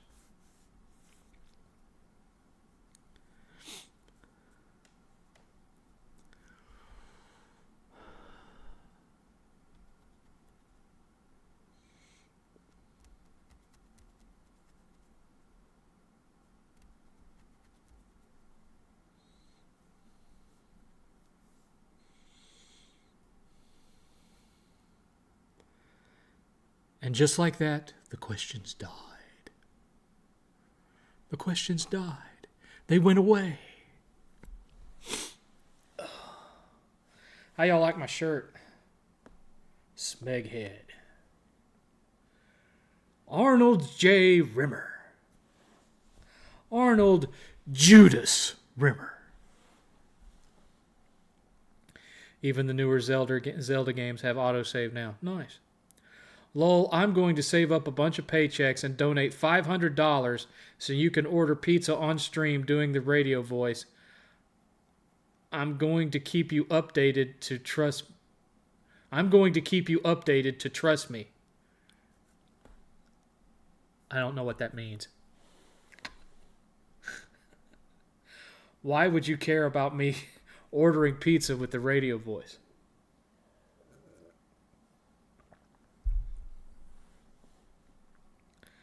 Plus, if I did that, chances are they'd hang up on me before I ever got a pizza actually ordered.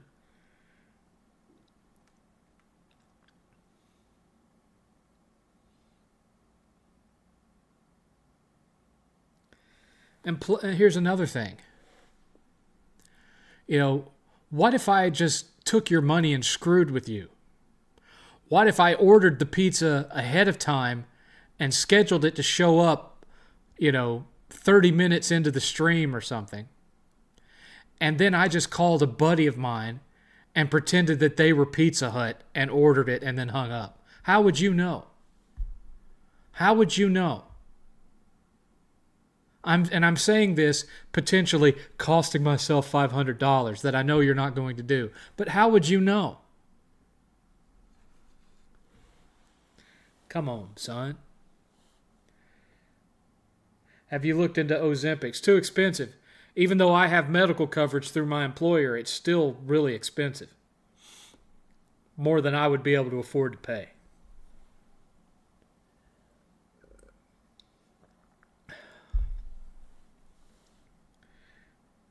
Do you think Visions of Mana is worth picking up? Yes, Visions of Mana is good.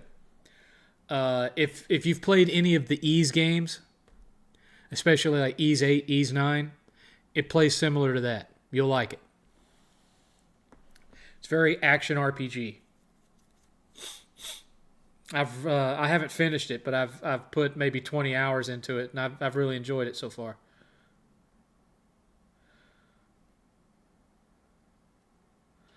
What do you hate more, hypotheticals or analogies? I don't particularly hate either one of those so long as they're done well and are well thought out and have an actual point to them and aren't just, tinfoil hattery and poorly conceived notions,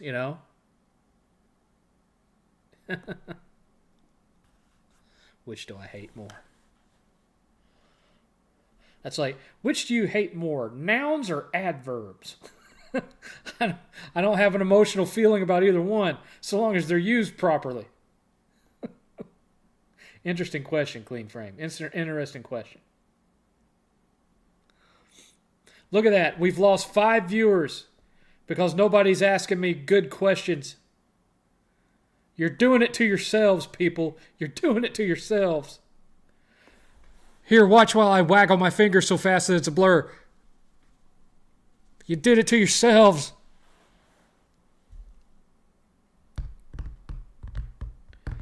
Favorite cameo from Astrobot so far? Nathan Drake, because that level's a trip.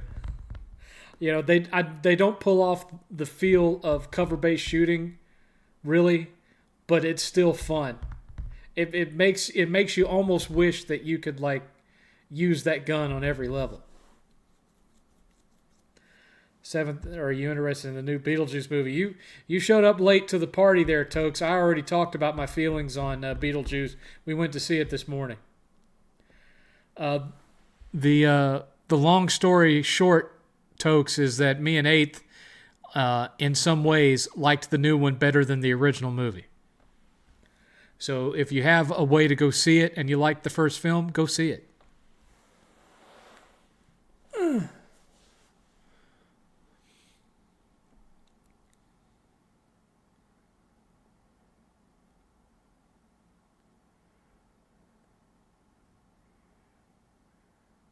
No, Chris, Astrobot is not about 6 hours. It'll take 9 to 10 hours to do the core story, and then another 9 to 10 hours to do all the challenge missions and find all the hidden collectibles and all that stuff. So there's a total of, depending on how good you are, 15 to 20 hours of gameplay on that disc.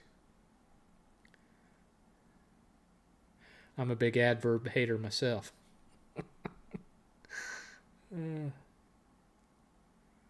Their descriptor for the some of the descriptions on those are total dad jokes too. Eighth was kind of metaphorically elbowing me about that because he says that that 90% of my humor is dad joke humor.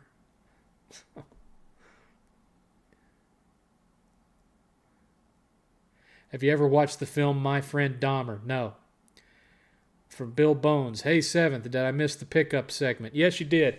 I will do it for you again, sir. Hold on just a second. The long short of it is the retro stores around here didn't have crap. Everything was sports games all the way up to PS2 and Xbox. So, everything from Atari all the way up to PS1, all they had was sports games, or this other store where they had more stuff, but most of it was stuff I already had when it came to Nintendo, Super Nintendo, Genesis. So what I ended up with was a bunch of PS2 games. So I got Astro Boy the movie, and I got Brave, which is a 3D platformer, and I got Sphinx, which is another 3D platformer, and I got prism, whatever the hell this is, for $5. And I bought it because it has a dwarf riding a unicorn on it. And I thought it was hilarious looking. And then finally, the one I was really excited about, Maximo 2, Army of Zen. And then the rest of it was spent on getting me an 8th dinner at a pizzeria, which was about $30. And then 8th took his $60 of it and spent it on a Kaiser model, which I will eventually show you guys. I'll post a picture of it on Twitter when I have an opportunity to do so. 7th, why does it seem that gaming gets boring fast versus us in our youthful days? I think part of that is that the older you get, the more aware you are of the passage of time and the value that you put on your time versus when you were a kid and days seemed to go on forever and you didn't think about such things. So devoting an entire day to playing a video game was nothing to you as a kid. Whereas nowadays, when you're working 8, 9, 10 hours a day at your job, and then, you need the game to hurry up and get good. Otherwise, you're wasting your precious time,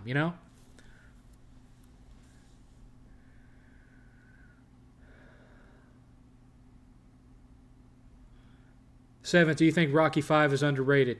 In some ways, yes. In some ways, no. There's some really bad decisions in that film and some pretty bad performances too. But it does have some nuggets of goodness to it. 7th, thoughts on... And one thing, I'm not going to talk too badly about Rocky V because it was an opportunity for Sylvester Stallone to work with his actual son. And I don't know if you guys know this or not, but several years after Rocky V was made, Sylvester Stallone's son, who played his son in Rocky V, self-deleted. And so I'm sure that Stallone looks back on that film with fondness because it was something that'll never happen again, which is getting to act in a movie with his son. Let's see here. Thoughts on Star Wars Acolyte? It was garbage. I'm glad it was canceled. Good riddance to bad rubbish, as they say. Interesting games. I haven't heard of 3 of them, so they're interesting to learn exist. May have to watch reviews of them. I know what he did makes him a massive piece of, to say the least, but were you a fan of Chris Benoit? No, I never was. I thought he was boring on the mic, and I thought he looked funny. His arms appeared too short for the rest of his body. And his head looked too big for the rest of his body. His proportions were really weird. He looked like someone had taken Wee Man and stretched him out to full size. I don't know how else to explain it. He looked like a dwarf that had been stretched to full size.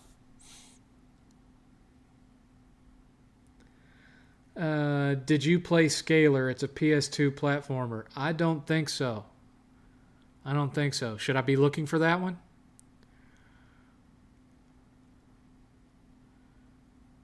Rocky V was a little overhated. Yes, it's hit a total woof. Like I said, it has its moments. It has its not so moments. But I'm not going to trash it because of what it represents for Sly. Can video games be more than fun, like horrific suspense? Absolutely. Absolutely, but there is a point where it ceases to be a game and is more an interactive film. So, I think companies should be honest about whether what they're making is a game or whether it's an interactive film or an interactive political manifesto. You indie developers out there, some of you. It's totally your right to make it, but I don't know if it's fair calling some of the stuff y'all make games.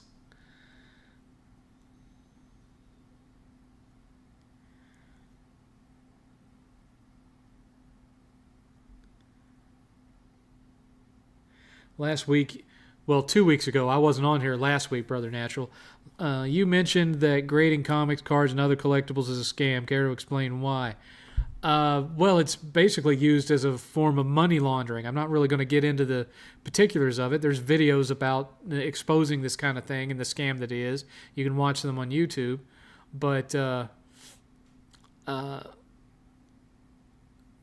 there's a lot of collusion going on to prop up the value of these things, so that rich people invest in them, pump the price, the value of it up, in collusion with the companies that do the grading, and then they sell it off, or they use it as a tax write-off by losing value on it, and it's just a big freaking mess. It's the same. It's basically the same scam that's been going on with the art world, where a guy can tape a banana to the wall and sell it for $1 million. It's not because it's $1 million piece of art. It's because it's being used as a scam, as a fraud, as a money-making scheme. And grading games is the professional game grading system. It's the same thing. It's the same thing. Nah, Scalar was just a childhood game. It's nothing special. Okay, yeah, no, I never played that one. Haha, that made me laugh. You're not wrong, Sam. Okay.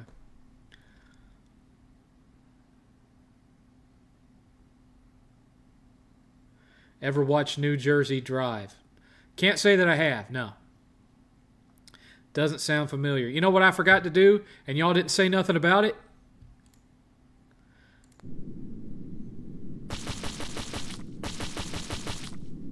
Went a half hour over the mark, and y'all didn't say nothing.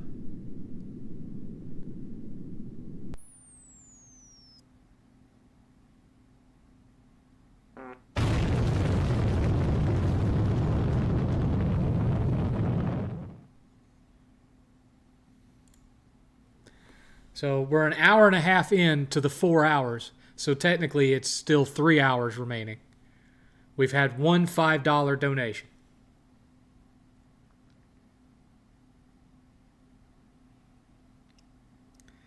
Did you like Jim Ross or Michael? Oh, Jim Ross over Michael Cole any day. He was just more fun to listen to. I'm calling it now. Astrobot will win Game of the Year. You may be right on that one. I do kind of wish I snagged a Concord. Not that it's kind of a collectible now, lol. You could grade it because you can't play it anyway. Have you ever used Tubi? I've used it a couple of times. Every now and again they get a good one on there. Do you have any opinions on Warhammer 2? Now, like I said, I don't have a whole lot of money right now. And I had my choice. I could either get Astrobot or I could get Space Marine 2. I got Astrobot. So, if $65 more gets donated tonight, I will buy Space Marine 2 with it. That's one thing, when you guys donate to me, I tell you exactly what I'm going to spend it on. I told y'all 2 weeks ago that the money y'all were donating, I was going to use to go to retro game stores the next day, and that's exactly what I did. When I needed a new chair, I told y'all exactly I need a new chair. When we wanted to get more shelves over there, I told you, I need 2 more sets of shelves. When y'all donate, I tell you exactly what it's going to go towards. It never goes towards bills or any of that kind of crap. I never, Shadow Deist, I never cared for Joey Styles. His whole, oh my God! Never did anything for me.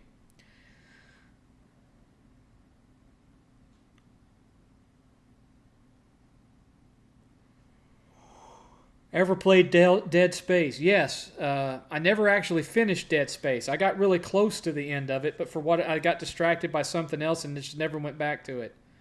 We have the remake, so I've considered starting over, but, Hi, video game lover. Astrobot was a good call. It is a good call. I'm low on cash, too. Well, then why are you trying to talking about donating $100 for me to call pizza? See, that's why I don't pay attention when you start talking shit. Because you'll tell me one minute you want to donate $100 to get me to call a pizza place, and then the next minute, oh, I'm low on cash. Come on, son. Come on, son. Going to check out the first Space Marine on PS3 before even looking at Space Marine 2. It's a Gears of War clone. Straight up. It's not that bad, though. Although I think you'd like it better playing it on PC than PS3, because the PS3 and 360 versions of it were kind of rough.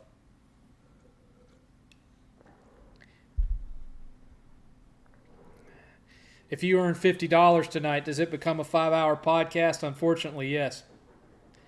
But currently, the goal would be to earn $65 more so I can buy me a copy of Space Marine 2. If I donated $500, what would you buy? Space Marine 2, and then I put the rest of it back for a pre-order on the PS5 Pro. That's exactly what I'd do. 60, because we already got $5. 65 towards Space Marines 2, and then 435 or whatever is left would just go straight into the savings account for the pre-order on the PS5 Pro. But you already said you're low on cash, so don't worry about it. Dead Space Remake is so good. Eighth told me that he really wanted me to try it.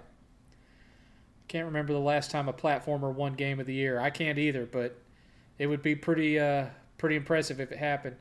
Not sure if I asked you this, but have you ever played El Viento and Ernest Evans? Yes, El Viento's pretty good. Ernest Evans is... I have them both. And, yeah. Ernest Evans. It Takes Two. That's right. It Takes Two won Game of the Year. At least at the Game Awards it did. I forgot about that one. I haven't actually played that one, so I don't know if it's any good or not. I thought you didn't like survival horror. I don't, but I don't really... For me, Dead Space doesn't feel as much like survival horror as it just feels like a gory sci-fi action game. To me, it feels like playing third-person Doom.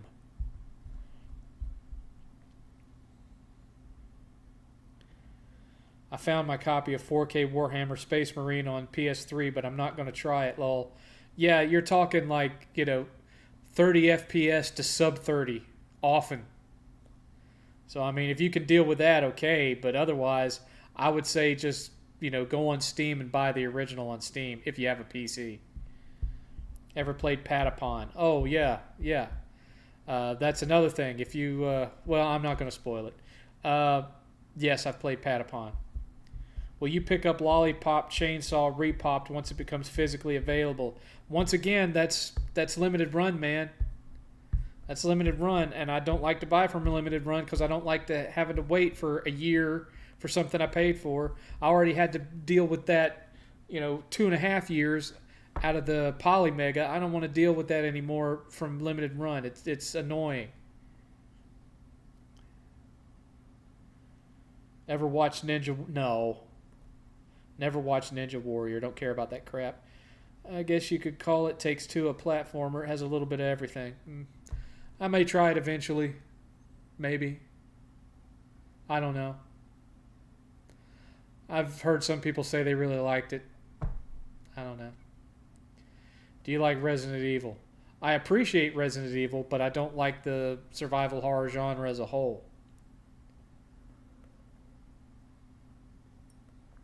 Out of all of them, I'd probably say that I like Village the best because it just feels more like a Doom style first person shooter with more limited ammo.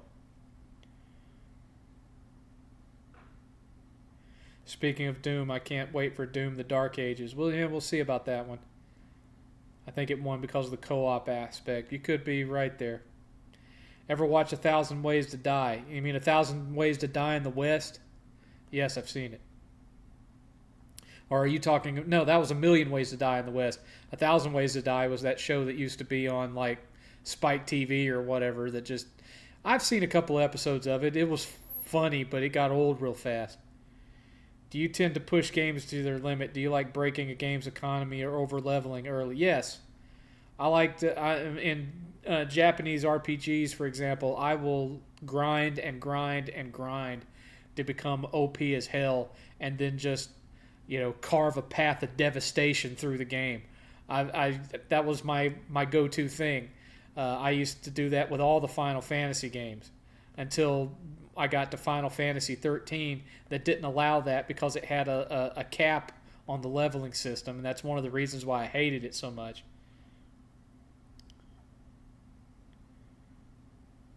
Do you think they're going to censor Lollipop Chainsaw? Wouldn't surprise me. Did you ever get your Polymega? Yeah, it's sitting right here. Was it worth it? Yeah, I like it a lot. In fact, since I've got it, I've purchased an additional module for it. I got the N64 module. That being said, I only have 2 N64 games, so I'm not getting a whole lot of play out of it, but at least I have it. I also want to get their light gun module, and they're supposed to be coming out with an Atari 2600/7800 module here soon. I'm looking forward to that one too. You should check out Terminator Zero. Oh, on Netflix? Yeah, I've been meaning to start it. I've just had other things going on. Did I ever watch the Andy Griffith show? I saw a few episodes of it when I was a kid. I mean, it wasn't like my favorite thing or nothing. But when you're growing up in the South in, late 70s, early 80s, there's going to be reruns of the Andy Griffith show on. That's just a given. Shadows of the Damned wasn't published, just distributed by a limited run game, so the physical was the same as the digital, $25. I already had Shadows of the Damned for PS3, and I didn't like it then because I didn't like the control scheme of it. It didn't feel good. So I doubt I would like the remake because I wouldn't have, it didn't feel as smooth as other third-person shooters. And so, the control scheme just felt clunky compared to something like, say, Uncharted. Hey, 7th, is Texas really trigger happy? Not in my experience. I mean, you will see people walking around with a 45 on their hip, sure. But, I don't see them, drawing it over the least little thing. If you're at the Walmart and you hear a bottle of milk or whatever fall on the ground, you don't see everybody in the place suddenly spin around and draw.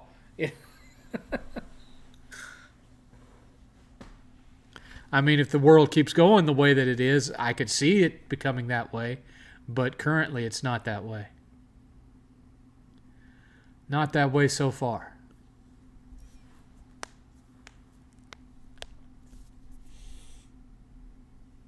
Ugh.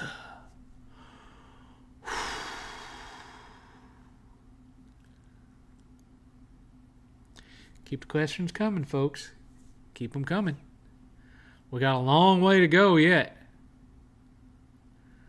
We're not even halfway there yet.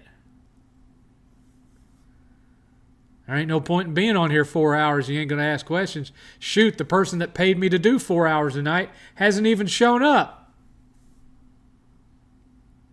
Where's Ultra Steel?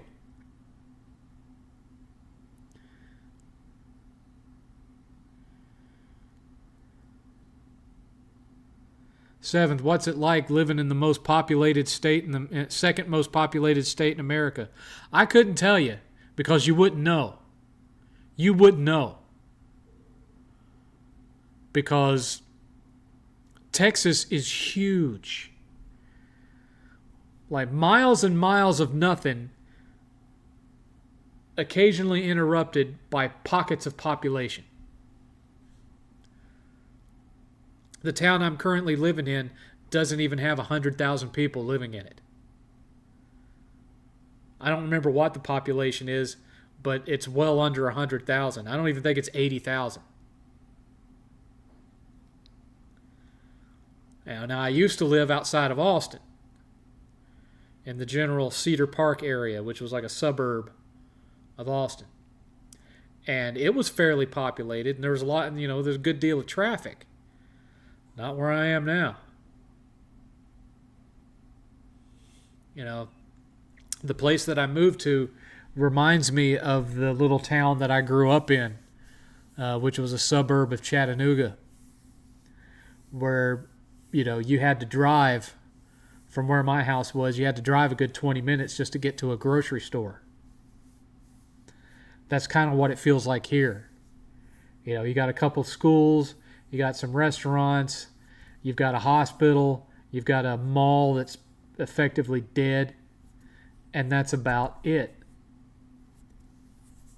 Small little quiet town. I like, from Bill Bones, I like Shadow of the Dam more than Lollipop Chainsaw, but I agree the controls aren't the best, nor is the game, but it was better. I disagree. I think the story of Shadows of the Dam was better than Lollipop Chainsaw, but I think its controls were way better than Shadow of the Dam. I think the gameplay was just more fluid and more fun. And definitely the boss fights were better. Lol, Ultra Steel would always be missed. 7th, do you consider yourself a country boy? I grew up in what you would call the redneck burbs. Redneck middle class. I didn't grow up on a farm or anything like that. It was a typical 70s built neighborhood with, a bunch of split level houses that all looked the same on the outside, more or less. Lower middle class. My dad was a cop, so we didn't make a whole lot of money. I did have family members that owned farms, so I spent some time on farms, but I wouldn't say I'm a literal country boy redneck. I'm more of a 80s era new age redneck because, I wasn't I was trained to shoot, but I wasn't someone who loved to go camping or hunting, and I've never been a big beer drinker or any of that kind of shit. I'm not big on country music. There's a few country music bands that I prefer. But I did grow up in that era, or in that area. I did grow up in that era as well. And while I don't consider myself a Republican, I guess you could say that I have somewhat leaning more conservative views on some things. But at the same time, I was also a technology guy and a punk rocker, and I was just a weird dichotomy of a bunch of different things. And that's probably why I'm still happily divorced instead of remarried, because I'm just a weird pill to swallow, 7th, why not move to Vermont, that has the least populated state in the country? Because that takes me closer to cold weather, and I don't like cold weather. It's bad enough that Texas occasionally gets snow. If it was up to me, it would never get below 60 degrees here. What's your favorite IP that has multiple media?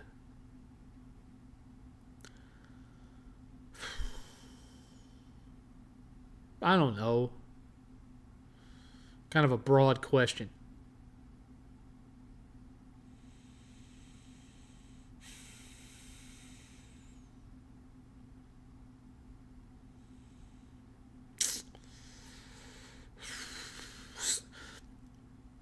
In some ways, Marvel in some ways.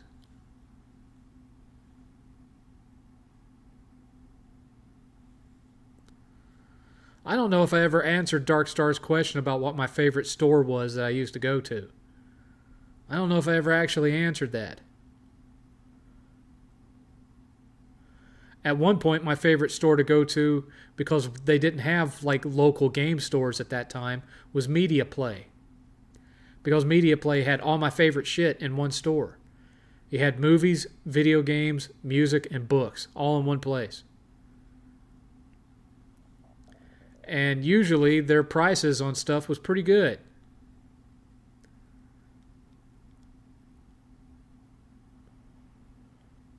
Are we finally exiting the woke era of entertainment? It feels like things could be swinging the other direction.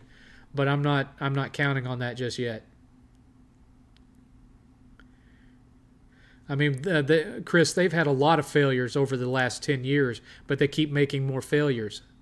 So that's not necessarily a sign that things are starting to tip the other way. But we'll see. We'll see. Rumor has it that the Netflix Vince McMahon documentary will paint him as less notorious than what he actually is to keep the WWE Netflix deal investors satisfied. I imagine that's what's going to happen too. They're going to gloss that over. The 7th biopic would be pretty engaging. Never happened. You were briefly mentioned in Solid Rev's latest YouTube video. Yeah, he mentioned the Trey Brotherhood documentary, and he was like, it's been so long, nobody cares. And he's not wrong. He's not wrong, because most of the people that were around in that time have either, dropped off of YouTube or would prefer to pretend that it never happened or are dead. So... Is the story of Lollipop Chainsaw comparable to Buffy the Vampire Slayer? There are similarities. Louisiana rarely gets snow. Yeah, but I wouldn't want to live in Louisiana. I've been through there.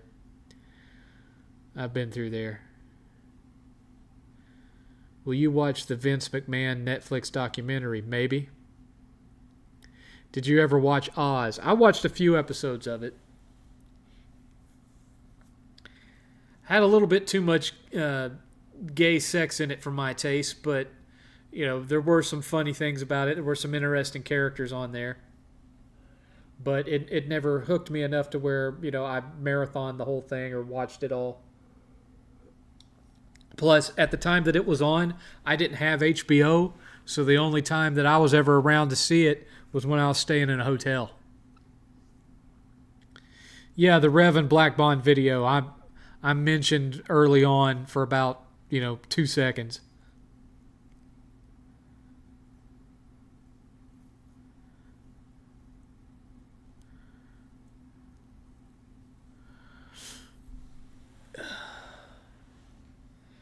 Of course, it's a lot easier thing for Bond to show up in Florida than it would be for Bond to show up, for example, here. Texas is quite a bit more of a trip than Florida is from where he's at.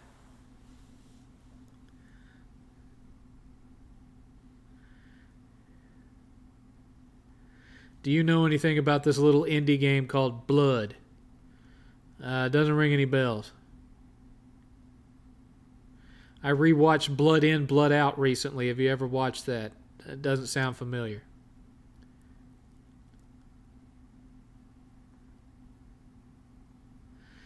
Rev is the master of hot and cold. He's definitely jaded, that guy. And Bond was being negative too.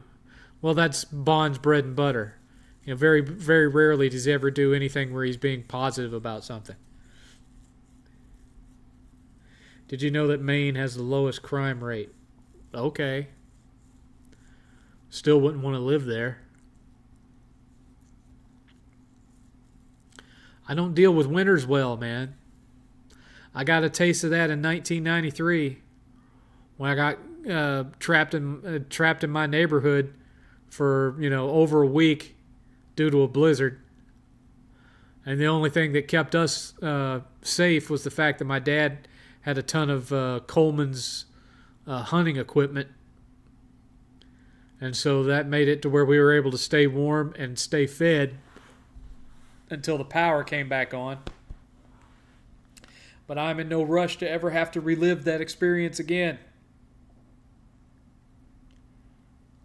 It wasn't fun for me. My dad had a blast because he was getting to use all this equipment that normally would just stay locked up in the garage. And so any excuse he got to break out all that stuff, he loved it. He was having a ball.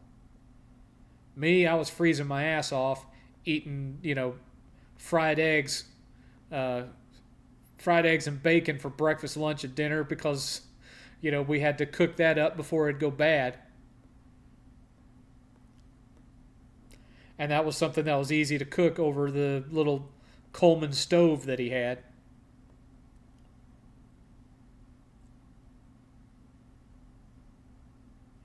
Are you going to check out the Plucky Squire? What the? That sounds like some kind of sex toy. So, no, I'm not going to check it out. The Plucky Squire.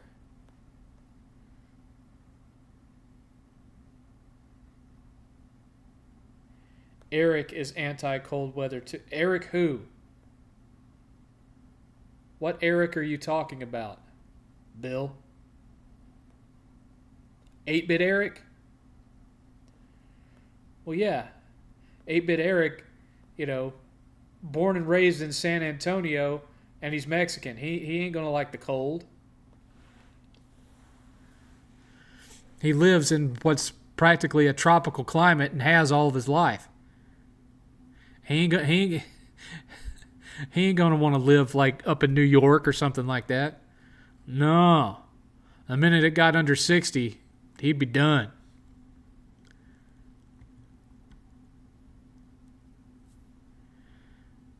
It's a platformer launching on the PS Plus Extra tier. It looks promising. Oh, well. I haven't heard of it, but it sounds like some kind of a dildo. So I don't know if I'm gonna try that one.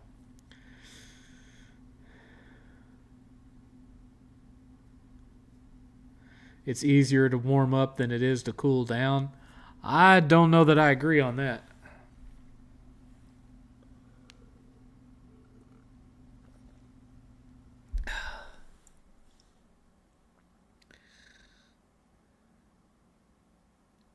Now, fall weather where there's a breeze, and maybe it's just a little bit crisp, like it gets down into the 50s.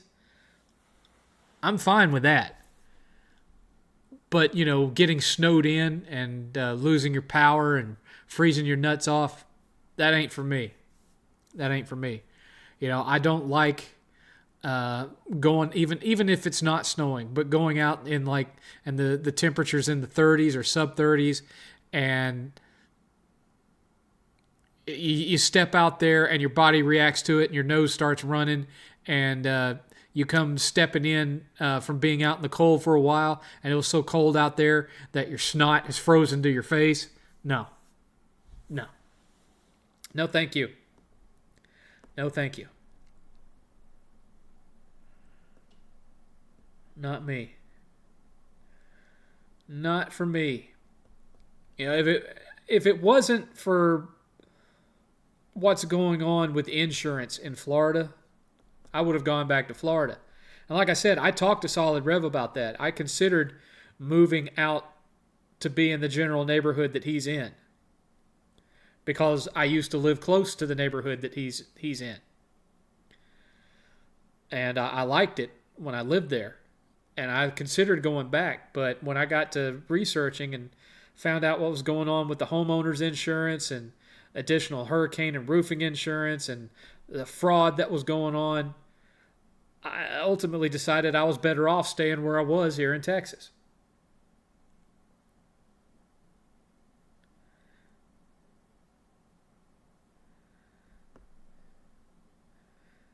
Wait a minute.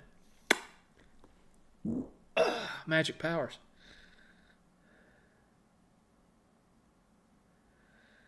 I hated, from Shadow's Gaming Channel, I hated going to school when it was freezing cold in the winter. Oh, I did too. Those bus rides were the worst, because there wasn't any good heating on those old school buses. And then you'd have the idiot kid that would insist on having his window down, and you'd have to sit behind him and have that blasted right in your face. And they never had good heating, certainly not at the elementary school, because the elementary school I went to was built in the 30s. It was this ancient building, and still had old-fashioned radiators in the rooms, and didn't keep things warm for nothing, man. And then the middle school and the high school, they were just as bad. It was always cold in those rooms. So I just got used to I got so used to wearing my jacket constantly during the winter months going to school that eventually I got to the point where, I wore a jacket everywhere. Even in the summertime, I'd wear a jacket around because I got so used to having one on. And so even, later on down the road, it'd be summer months and I'd be walking around in a black leather trench coat, or I'd be walking around in a black cycle jacket with a flannel shirt tied around my waist because, I was a part of that whole, punk grunge era where no matter what, you always made sure you had a flannel shirt with you when you left the house, Anyway, I get to use this one again.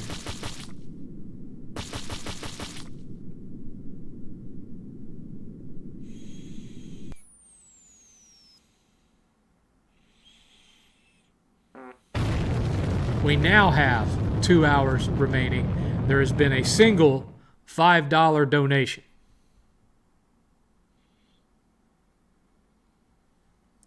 Two hours to go. Do you tend to prefer the weapon with the higher damage count or the better special effect?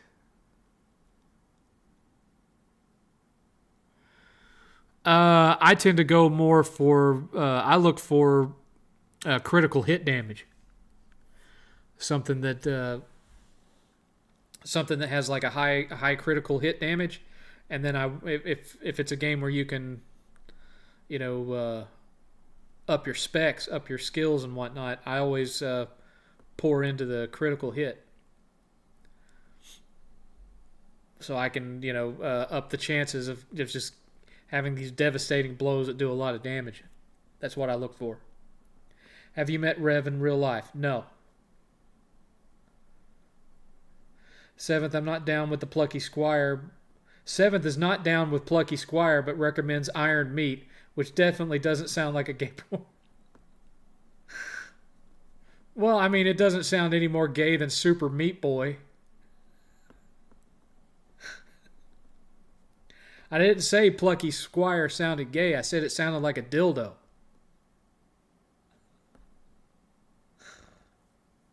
You're going to get me demonetized for sexual talk.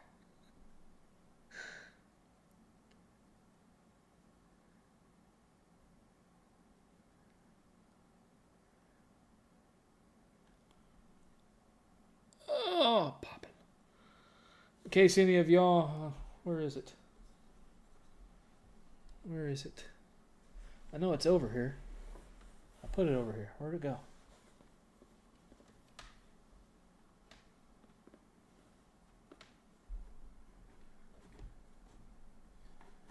Where is it? In case any of y'all were curious, this is what the Polymega controller looks like. This is the standard controller.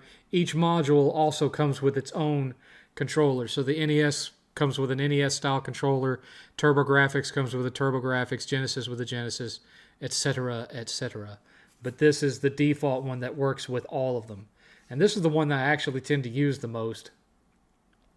Mainly because I'm lazy and I don't want to have to keep taking controllers in and out of the boxes. So I just stick with this one. It's neat to have them just in case I want them, though. Do you know where Rev lives? You said you were almost his neighbor at some point. Yes, I know generally where he lives. I don't have his actual street address, but I know the neighborhood, the town that he lives in. So, yeah, I wasn't that far from him at all. He's in one town, and I was in the next town over, and they're so close that they kind of are almost considered the same town kind of thing. So, yeah.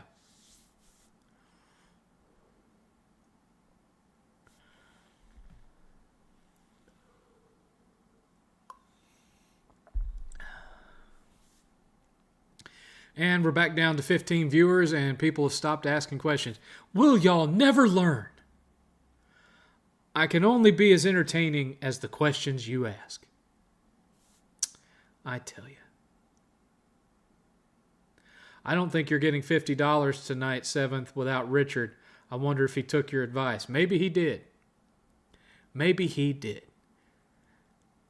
And even so, Richard uses Super Chat. He doesn't use the Streamlabs link. So if he did donate $70 or did donate $50, I wouldn't be able to use it to get Space Marines 2 because YouTube would keep 30% of it and not let me have the rest of it until next month because he refuses to use the Streamlabs link. Would you greenlight Amanda Ripley appearing alongside Rain in the next Alien film? Amanda's story deserves a proper closure. Alien Isolation and Romulus or not? Maybe. That might seem too coincidental.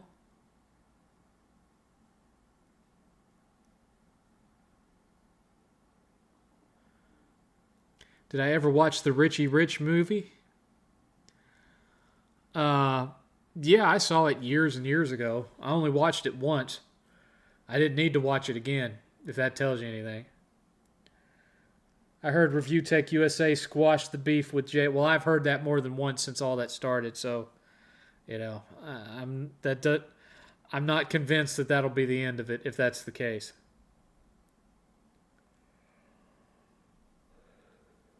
They've squashed their beef several times since all that started.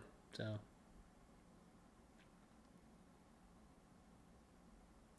maybe the funds will leapfrog Space Marine 2 for Silent Hill 2 in October. That's something that 8th wants. That's not something I want. Again, not a survival horror guy. Who is Jay anyway? Jay Hooft. 3 KB, 3 kilobytes. Been in 1 or 2 episodes of Game Chasers at one point. He was at one of the Canadian game stores that they went to. But for a long time there, he was working as Rich's editor.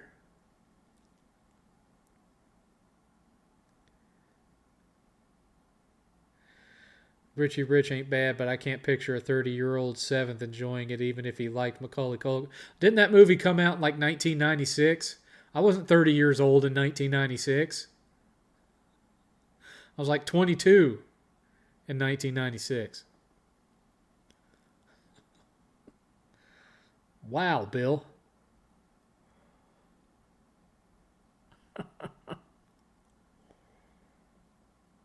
Whoa, Nelly.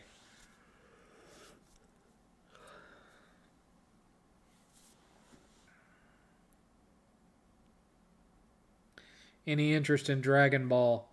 8th liked the Kakarot game. Other than that, no. Neither of us are Dragon Ball fans. Remember when Darkside Phil was caught fapping live on stream? I don't think anyone will ever forget that, Shadow Deist. I know you're not a fan of QTE games, but Until Dawn Remastered, it's scheduled to be released next month, and it includes additional never-before-seen content. I never finished the original version. I'm not really in any rush to buy it again.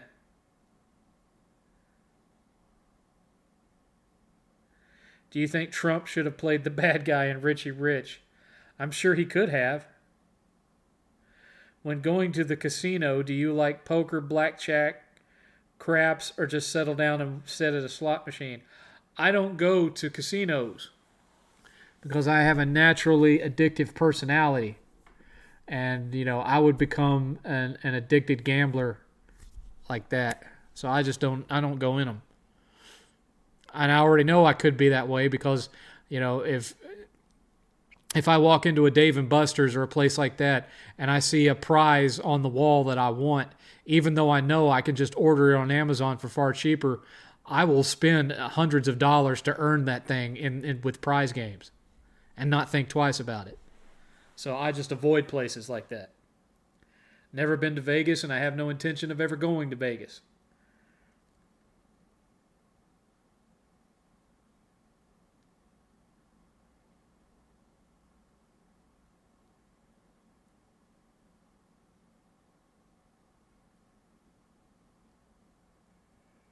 Oh, the camera's on. The camera's on what? What are you talking about, Bill? What do you mean, oh, the camera's on?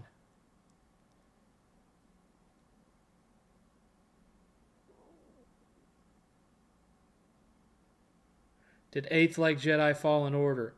I don't think he did, no. I can't believe Darkside Phil still shows his face around after that. Well, he doesn't want to get a real job, so of course he has to just swallow his pride and keep going. 7th, who's worse, Darkside Phil, Drama Alert, or Wings of Redemption? Darkside Phil. 7th, Vegas Vacation would be better than the Lampoon's entry. I do like Vegas Vacation better than the European one. Dave busting her. Really clean frame. R swoosh. What are you guys talking about? Bill says, oh, the camera's on, and then R swoosh. What are you talking about? Are you high? I don't know about y'all sometimes.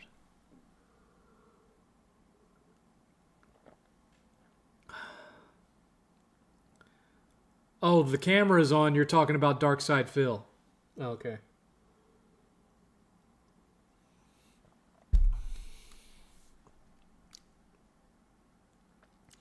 Thoughts on Boogie lying about cancer?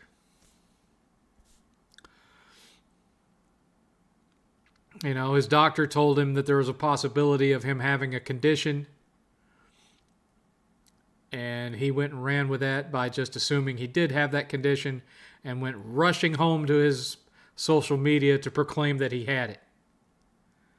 Because he likes the attention, and he possibly thought it would get him more donations too.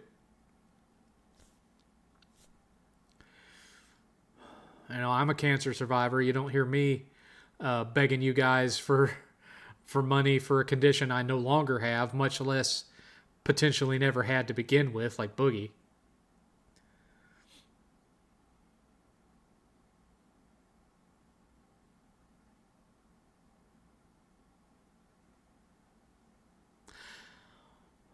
I don't really watch Phil. You know, I've never actually gone to his channel and watched a video. I've watched videos other people have made of his content, like, you know, how to not play this game, that kind of stuff. Like, I watched someone making fun of him playing Bayonetta for the first time and wandering around for several minutes trying to figure out how to get out of the first graveyard area and not being able to get out. That kind of thing. Did you watch the boxing match between Wings and Boogie? Yes. In fact, I trolled him before that boxing match took place. I ran into him at Retropalooza, and I trolled him about how he was going to lose that fight. And then after he lost the fight, I trolled him over the fact that I was right and he lost the fight.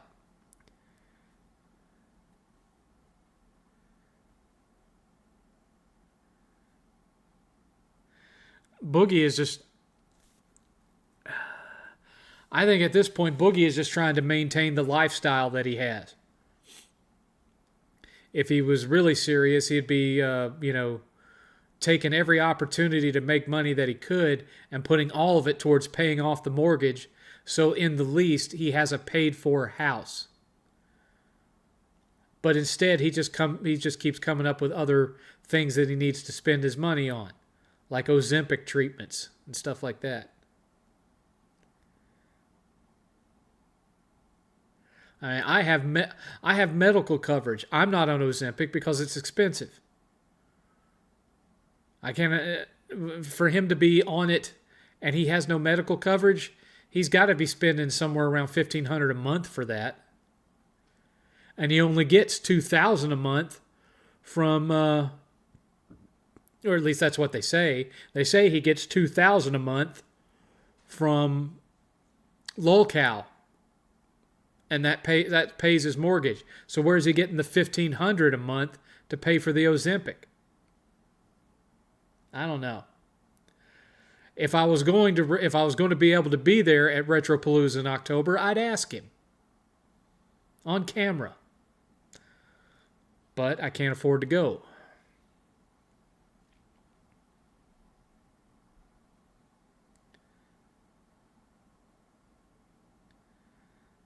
Thoughts on the wrestler Lance Storm? Great in the ring, not so great or compelling on the mic. Or at least, I never saw him in like ECW or whatever, or wherever he was. I saw him in WCW, and you know, he was an excellent wrestler, but on the mic, he didn't really do anything for me. But maybe that was just because WCW wasn't utilizing him properly. I don't know.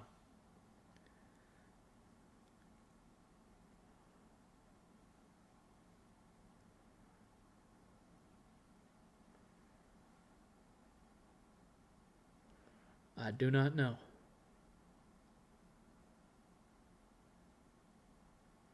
Ugh.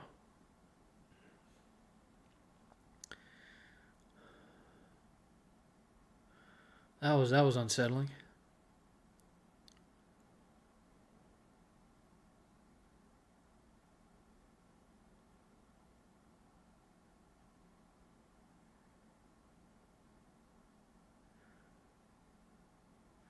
I wish Next Gen 720 and Hard 8 had a boxing match. Interesting. Interesting. Were you a fan of Sid Vicious? Not really.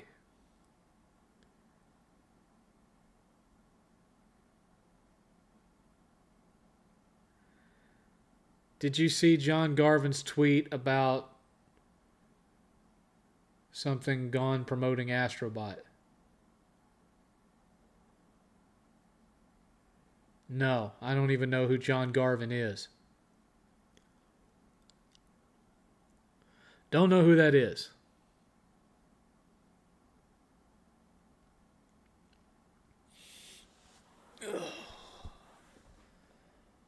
Sorry, I need to trying to keep the mic relatively close to me. My back's hurting a little bit, so I'm leaning back. Why did everyone hate Black Bond so much? Because he wasn't on one side or the other. He was trolling both sides. And so, and he was at that time, a kid in his 20s that was talking like he was an actual authority about games that were made before he was born. And a lot of because he talked a lot of retro, even though everything was primarily about PC, Xbox versus PlayStation. He would push PC real big and talk about retro games that, were made years before he was born. So, I mean, some of it he was alive for, but yeah. Were you a fan of Bret Hart? Bret Hart was one of my favorite wrestlers, yeah. Did a ghost run past your body or something? No. Have you ever had that sensation where your balls crawl up into your body, like if you like a cold spell or something, and your nut sack shrivels up and gets hard around your ball to protect your balls? That happened to me for no reason whatsoever. I was just sitting here and it went, and I'm like, what the? So maybe a ghost did walk over me. I don't know. And my balls sensed it and reacted accordingly. I don't know.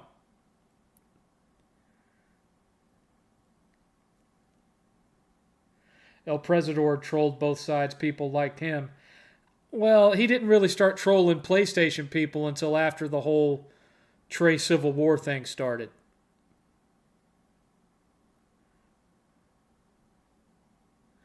John Garvin was the guy who was. I'm guessing you mean he was a director for Days Gone at Ben's studio. He's having a tantrum on Twitter about Days Gone again. Well, I mean, Days Gone did deserve a sequel. So I'll give him that much. 7th, did you like John Cena? No, I never liked John Cena. I don't like him now. Brett is a beast. Yes, he is.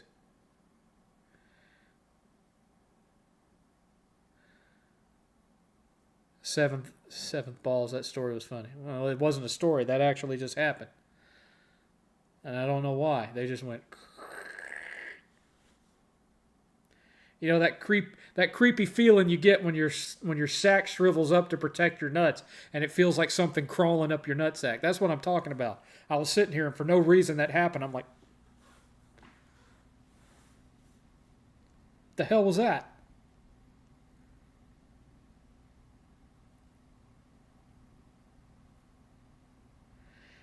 Is Xbox going to pull a Sega in a couple of gens? It seems that's the direction they're heading in. Who knows, though?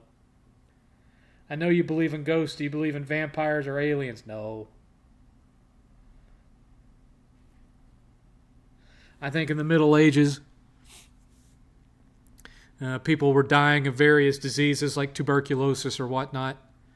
And due to the symptoms and due to the way the bodies would be found post-mortem, it created the myth of the vampire. That's what I think. I think people were scared of El Presidor. That's why they hated on him. Well, for good reason. That man is... he's a few fries short of a Happy Meal. You know what I'm saying? I like John Garvin, though. He's been on Jaffe's stream a number of times, and he's working on new writing. So I'm rooting for him, thinking he has a game and a book going. I just wish they'd allow him to make Days Gone 2. That game, it got shat on when it first came out, and then it found its audience, and it ended up selling, what, like 6-7 million, something like that by now? Hey, Alaskan dude, how's it going? Thoughts on Sony now renting out their characters to Nintendo? I don't know what you're referring to, Brother Natural. Thank God we don't live inside the show True Blood. Days Gone absolutely deserves a sequel. I just finished it for the 4th time. It's an underrated gem. Yes, it is. I mean, story-wise, that first 10 hours are rough. But the rest of it is fantastic.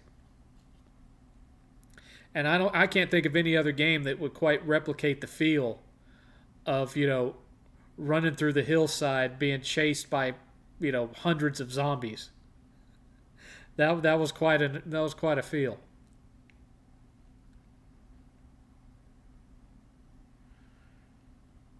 You really had to be nimble and good at running backwards with the camera facing behind you for that game.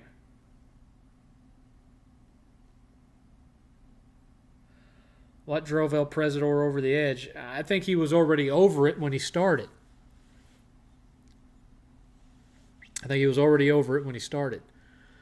I mean, you live alone for as long as he has. You're going to get a little fruity, upstairs. He's like the neighborhood cat lady, but he, looks like a mafia enforcer. He's a strange dichotomy of a man. But, maybe it has something to do with that big scar that he's got on the back of his head. I don't know. Maybe something happened there that was near fatal and it did brain damage to him, and that's why he is the way he is. I don't know.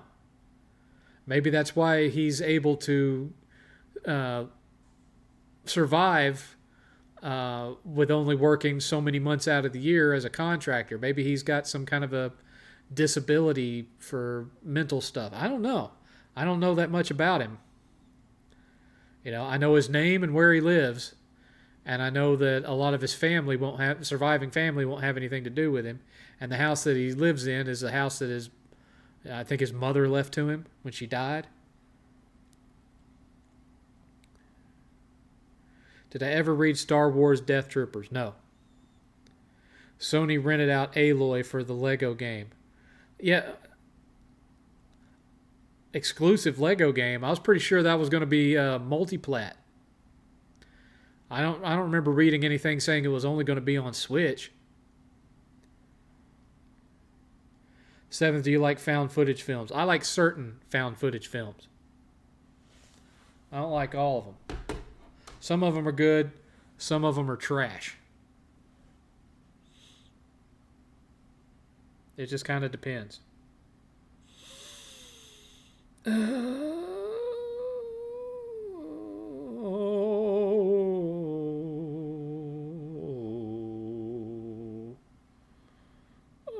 hurting. Come on, meow.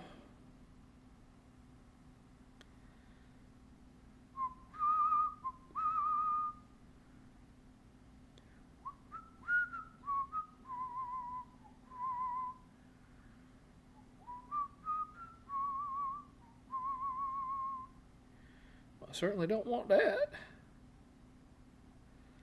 I certainly don't want that. Come on, meow.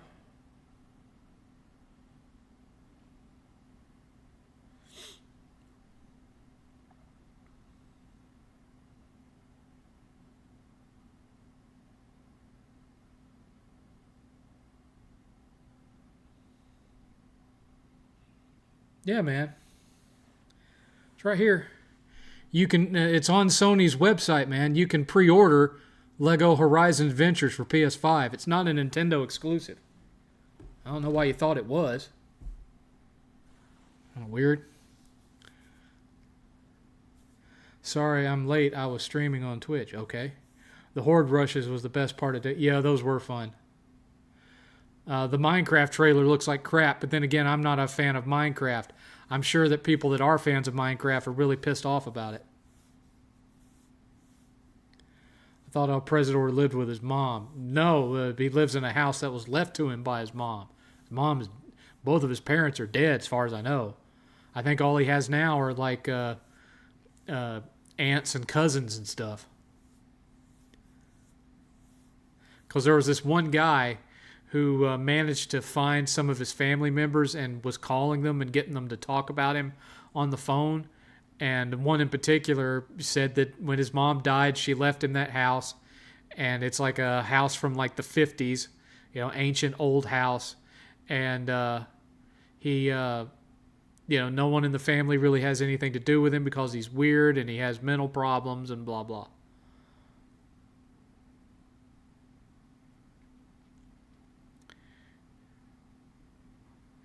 Have you ever watched El Presidor review Game of Thrones? It was hilarious. No, I haven't watched that.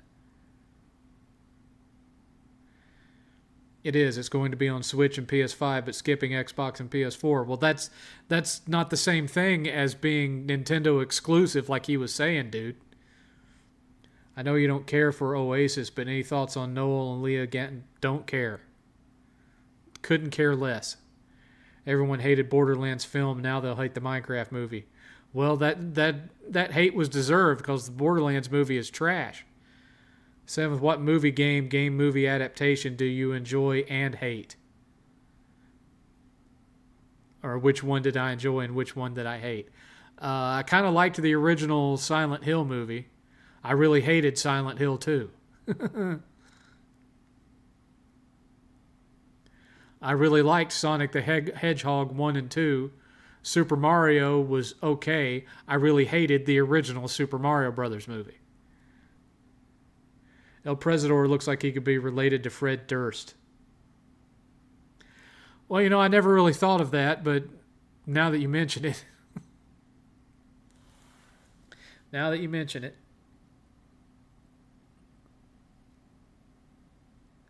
I think you have a point there. Quite possibly.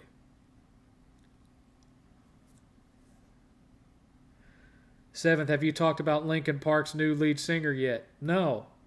Why would I? I didn't like their original lead singer. I'm not a fan of Linkin Park. Never have been. Didn't like their music.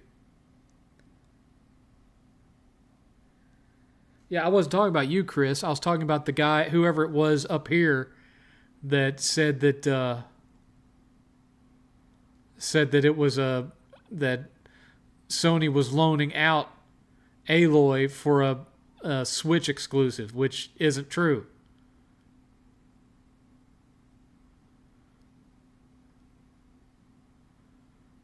Oh, it was Brother Natural.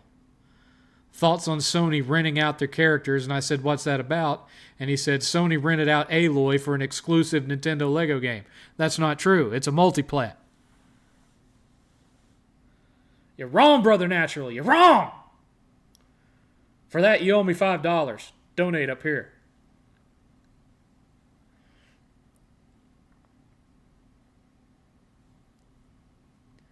I enjoyed watching El Presidor rage at golf games. That was pretty funny. What's your take on RNG? I think having to pray to the RNGesus to get an item or weapon pisses me off in games. There are some where, I find it really annoying in trying to obtain a platinum because there are platinums that require you to obtain certain piece of equipment or weaponry or what have you, and some of the RNG is so high, the odds of it are so low of getting that item, that it does become a real major pain in your butt.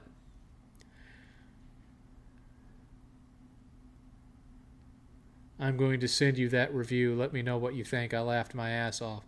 I'll watch it later. 7th, which sports games did you enjoy the most? I haven't really enjoyed sports games since like the Dreamcast. I liked NFL 2K and I liked NBA 2K. That was the last generation that I really got into sports games. But when I loved them the most was probably the 16-bit generation, because I was absolutely obsessed with Lakers versus Celtics in the NBA playoffs. I got so good at playing using the Chicago Bulls. And friends would come over and they had their favorite teams and whatnot. And I didn't even watch basketball that much aside from watching the Bulls, because my friend Brandon got me into watching them. And I would mop the floor with them. And, it had that really funky Genesis music. I can still hum some of the songs off of Lakers versus Celtics in the NBA playoffs. But then the sequel comes out, Bulls versus Blazers or whatever it was. And the music was gone. The animation was choppier. It wasn't as fun to play. They had messed the physics up and everything. I was very disappointed. 7th, your thoughts on Dr. Disrespect. I don't have any thoughts on him because I don't watch him. I don't watch 99% of the streamers out there. In fact, the only streamer that I do watch is when Billy does his retro gaming streams at night, because I'll donate a couple of dollars to get him to play a video game that I know is absolutely horrible, because he has to play anything that you ask for if you donate money. And so I will find the most obscure, obnoxiously terrible game that I can possibly find and force him to play it. And sometimes if I find one that he especially just really, really hates, I will make him play it over and over and over again. My favorite for that is the Sega Genesis classic Sword of Sodan, which is possibly the worst 16-bit game ever made. And I torture him with that one. There's a rumor that there's a new internal studio at Sucker Punch and Insomniac devs starting 3D platformer rumor on the success of Astrobot that they would work on Sly Cooper. I think it's a little too early, and that's most likely bullshit, because we don't even know how successful the sales for Astrobot have been, and won't know for several more days, at least as far as the initial week's sales go. So, we don't even have the first week's sales, and they're talking about that game as the inspiration for them opening new sub-studios. Come on, man. If they were talking about creating sub-studios within that happened well before the release. That was already put in motion well before the release of Astrobot. So, be careful what you believe when reading stuff online. 7th, do you think Jurassic Park 3 is underrated? No, that movie's horse shit. If Nintendo died, who do you think would do better with the Nintendo IPs like Zelda, Mario, and Donkey Kong? PlayStation or Xbox? PlayStation. Xbox would ruin them. We've seen that already. Did you hear about I just got asked about Disrespect. Are you like constantly muting me on and off, Darkstar? Someone just asked me about Disrespect. I could not care less about him. I don't watch him. I don't watch Mr. Beast either. I could not care less about him. Insomniac should already have a team working on a Ratchet game. They'll never give up on that Lombax. Well, I know Insomniac has 2 teams. I would imagine that right now one team is working on Wolverine and the other team is working on Spider-Man 3.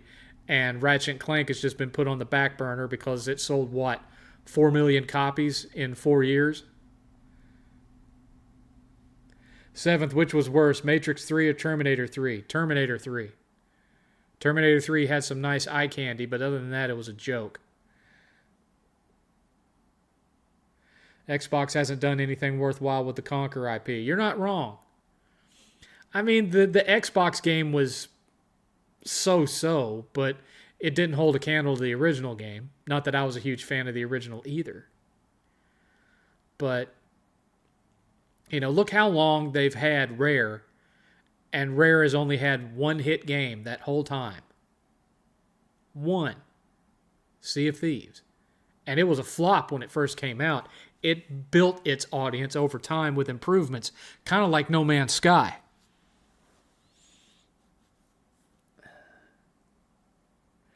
Which PlayStation IP do you wish got more games? Beyond the Beyond, Legend of Dragoon. Those are two right off the top of my head. Resistance. Killzone. Days Gone. They've buried a lot of IP, and that's one of the things that makes me laugh when they had that recent quote from some Sony executive saying that Sony's biggest problem is they don't have enough original IP.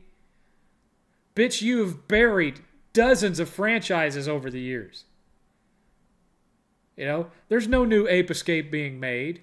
There's no new Resistance being made. There's no new Legend of Dragoon being made. There's no new Beyond the Beyond being made. There's no new Killzone being made. There's no new Days Gone being made. I could go on and on.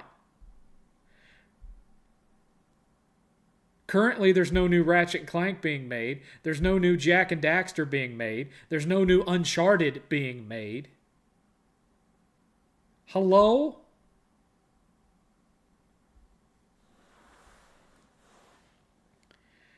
Remember that game A Way Out? I didn't play it. It's still No Man's Sea. Well, I know some people that really like it. I couldn't get into it, but, Eighth and his friends play it together, and they seem to have fun with it. So that's a plus, I suppose.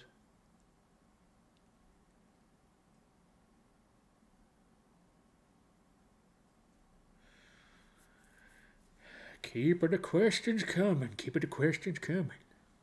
Why aren't you asking questions?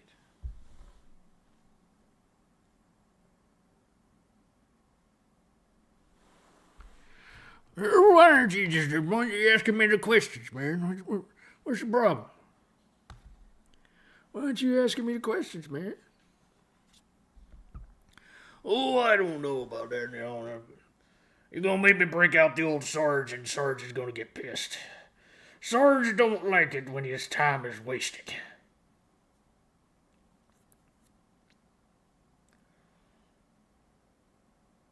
Would love a new Ape Escape. That level in Astrobot was sick. Yeah.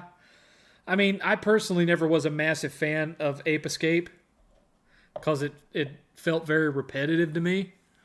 But I understood why people liked it so much. Did you get my question, 7th? 7th, who's your favorite top 3 boxers? Be honest with you, Tokes, I've never been a big boxing guy. But right off the top of my head, Ali and Marciano and Holyfield. I remember there being an argument on the Crumb side having to do with what's more important, the sound or the visuals. I could recollect sneaking downstairs to play Sega with the sound off growing up. There's been times where I've loved just enjoying the gaming music, and then there was a period in the 90s where sometimes, I had bought this really, really nice hi-fi stereo system that I still own. 8th uses the speakers for it upstairs. You'll see those speakers. But I spent over $1,000 on that stereo. It was my first really nice stereo system. And so, there was oftentimes, see what doing Sarge does to my throat, where I'd be sitting in my basement room downstairs because I was, 16 at this point, and I'd moved to the basement. where I'd be playing like Shining Force or something on the Genesis, and instead of listening to the Genesis, I'd have like The Descendants or Ozzy Osbourne's No More Tears playing on the stereo system. Your audio's not matching your visuals. Yeah, I remember that. I think that was, wasn't that Next Gen 720? Your audio's not matching your visuals right now. That was a good line.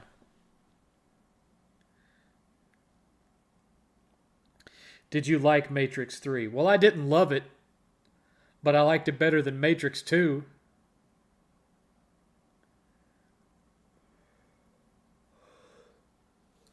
Matrix 4 was god-awful, though. Matrix 3 was Empire Strikes Back compared to Matrix 4. Matrix 4 was dog crap. Yep, that was him. That's what I thought. That's what I thought. That's what I thought. That's what I remembered. I'm glad my mind hasn't gone to horseshit just yet.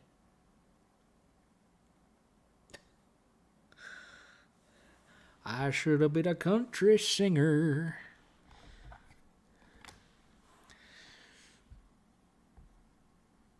Yes, I like Matrix 3 better than Matrix 2 because Matrix 2 ended on a god-awful Empire Strikes Back style cliffhanger, only even worse. Had that action figure looking repetitive, boring ass Burly brawl that had some of the lamest CGI of its era. And that's when you had this long ass conversation with the architect that went on forever. That, you know, it read like someone who was really high on their own farts wrote it. And that, you know, that's when the Matrix really became buried under its own, you know, metaphysics and technobabble was in the second film. There wasn't that much of that in the first film. And so, you know, we get to the third film, and yes, Neo doesn't destroy the machines and give the Earth back to the humans. All he does is restore the status quo.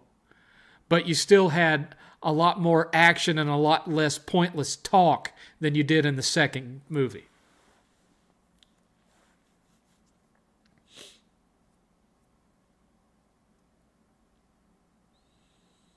You know, I would rather see the complete CGI fight of the mechs in the landing bay 1,000 times over watching that dumbass Burly brawl.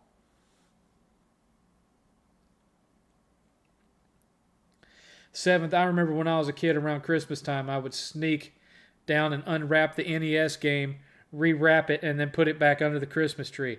I never had to do that. I mean, obviously you couldn't do this with a game, but, you know, I became very good at feeling a package and listening to it and being able to tell what was in it.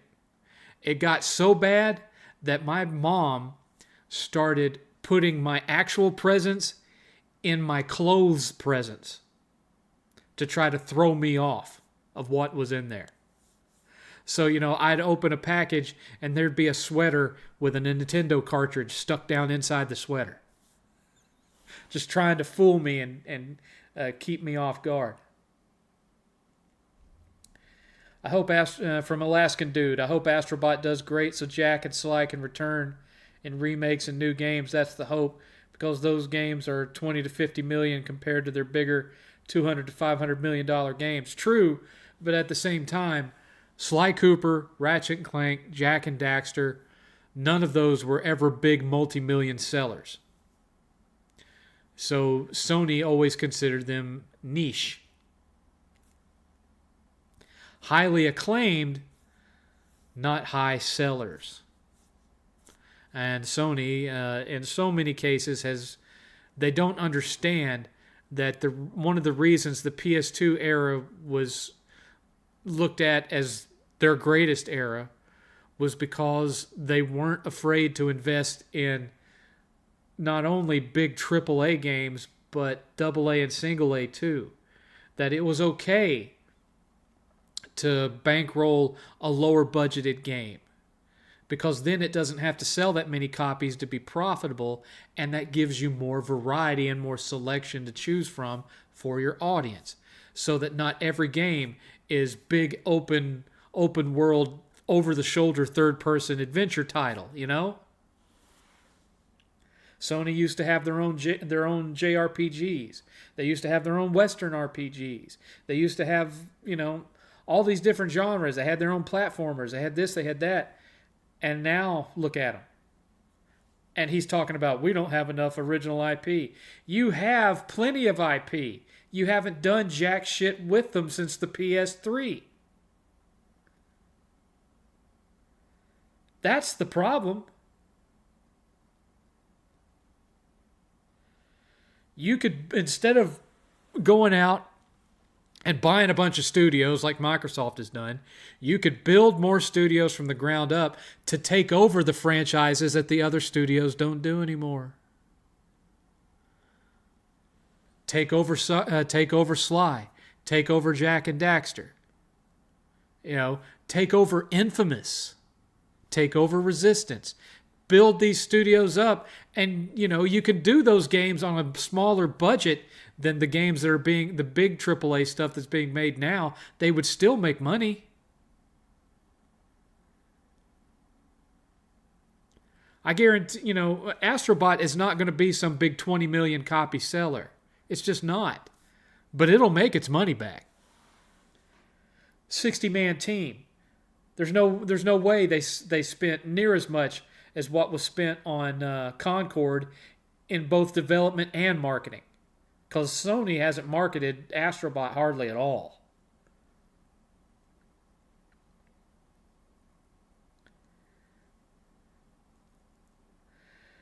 Who's more of an idiot, Black Baron or JTech TV? JTech TV. Without question. Do you think there should have only been just one Matrix film? No, but they got high on their own success and went too philosophical with it. They lost touch of what built the fan base for that film to begin with. They thought that it was their clever writing and their philosophy, but what it was the characters and the action. That's what made the first one a success. The characters and the innovation of the action. It wasn't the plot. It wasn't, the philosophy behind, what is AI and what is a real person. What is a real world and what is an imagined one. And the bleakness of existence and all this crap that they started trying to throw into it with the second film. The first one was a great sci-fi action film, and then they tried to turn it into frickin' Federico Fellini, this shit, and look what happened to it.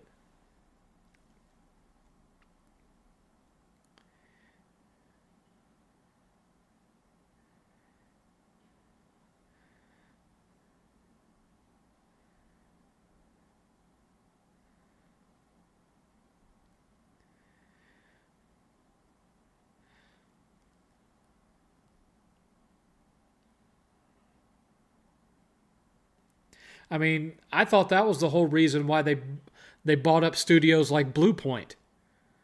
When Blue Point came out with a remake of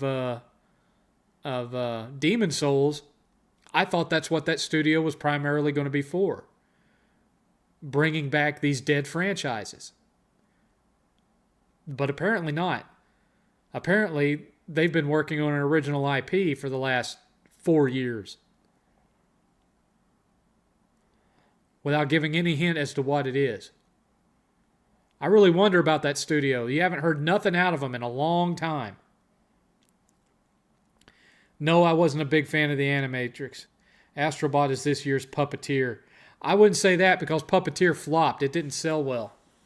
There's a lot of people that have never played it because, it just got dumped out there and a lot of people didn't even realize it was released.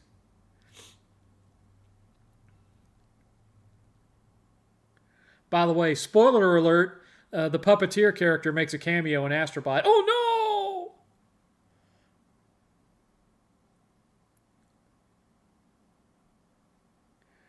Would you stay in the Matrix if your other option was so bleak like in the Matrix? I don't know.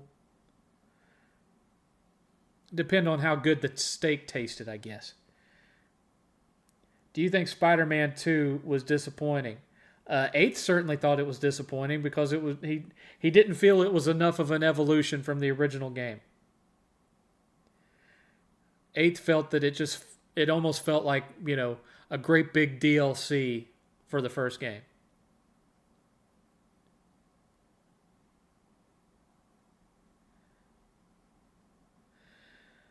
Seventh, do you like the Star? Well, you must be looking in the wrong place, Clean Frame, because there's like reviews and Let's Plays of Astrobot all over the place. My feed on YouTube is full of them. I can't speak for Twitch, but on YouTube, my feed is full of them. I would live stream me playing it, except that I don't have a camera set up over there for me to do that. So all it would be is my voice. And on top of that, I still have to write the Iron Meat review and film that. Yes, I like the Uncharted games. I don't like Uncharted 4 that much because they changed it too much. They Neil Druckmann did not understand what made the first 3 games so great. And so he tried to make it more like The Last of Us, and it made it suck. Because Druckmann is a hack and only knows how to do one thing.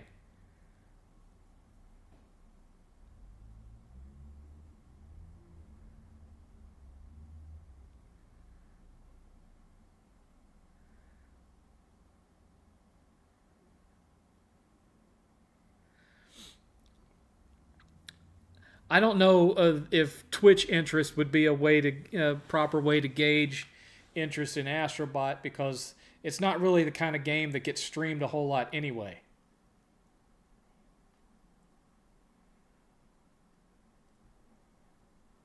There certainly are a lot of people posting reviews of it, though. And there's Let's Play footage of it all over YouTube. But Twitch, I don't know. Live streaming it, I don't know.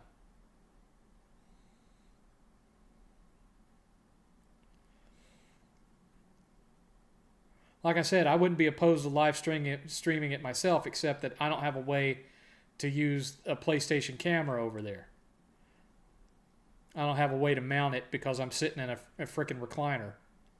And on top of that, I don't own the PlayStation 5 camera. So all you'd be able to do is hear my voice talking over gameplay.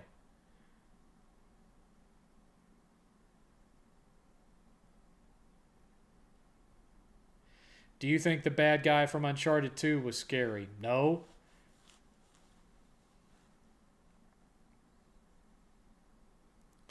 Should they remaster War of the Monsters? I don't know that there'd be an audience for that. I mean, I liked it, but that doesn't mean that people would snatch it up. What's your least favorite Star Wars film? The Last Jedi. Would you say Astrobot will make $10 million or close to it? Well, I'm not sure how much of a profit it would make. I think it's possible that it could sell maybe $4 million over the course of the next couple of years. I don't think it'll get above $4 million tops. That's tops. More than likely, it'll hit somewhere around the $2 million mark. But I don't see it going above 4. I would love to be shocked and be wrong about my fellow PlayStation owners, but right now I don't think I am. I remember the Twitch era of the 7thCast. That was rough. Well, yeah, because none of you would come over. I mean, the show worked just fine, but it cut my audience in half because a bunch of you simply refused to come to Twitch to watch me. So I have to do it here and keep my channel dead, because that's the thing, folks. This show is the reason the apocalypse killed my channel. Because I do the 7thCast and I save it for you guys to replay it, instead of it just being gone once I go offline. And because of that, it counts the show as a video. And it sees that I had, somewhere between, at that time, 60 to 100 viewers. And, the replay is maybe only getting 1,100 views. And so it thinks that's how big my audience is. And so then my other videos stopped getting advertised out to other potential viewers. And so all of my videos went in the toilet because of this show. And that's why I tried to move it over to Twitch to bring this channel back to being only about videos. But all that resulted in is cutting my show in half audience-wise because a bunch of you wouldn't go to Twitch to watch me. That's what happened. And so now, to keep you guys happy, I'm back here on YouTube with a dead channel. I'm just saying. I'm not being mean to y'all, but that's the reality. And I don't care enough about YouTube to do anything about it.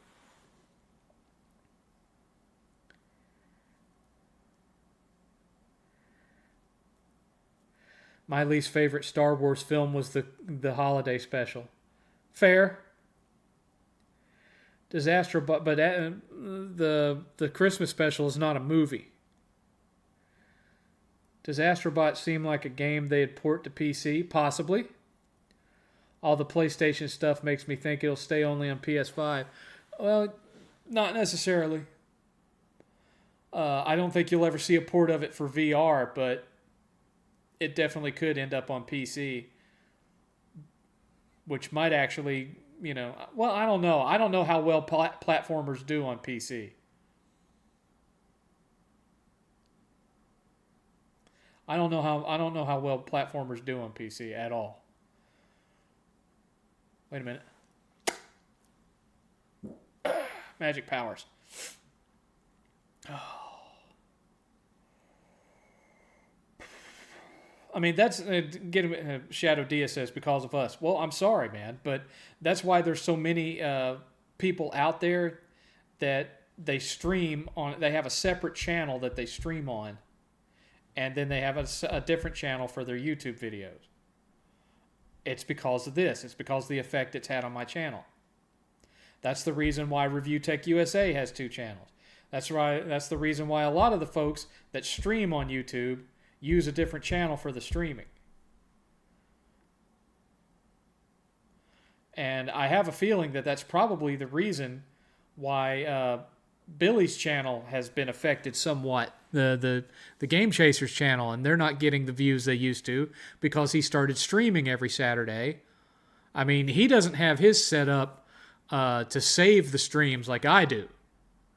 Once he goes off air, you can watch the replay that night and then it's gone. But still, I think that's part of the reason why his the Game Chaser episodes aren't getting quite the views that they used to, is because he's streaming on the same channel that he posts their videos on. Will Wolverine be a good game? And it better be rated M. Yes, it better be rated M. I don't know if it'll be a good game or not. It's not beyond Insomniac to put out a bad game. Remember Fuse? 7th, after Star Wars Empire Strikes Back, which is the greatest one? All other Star Wars movies was total garbage. I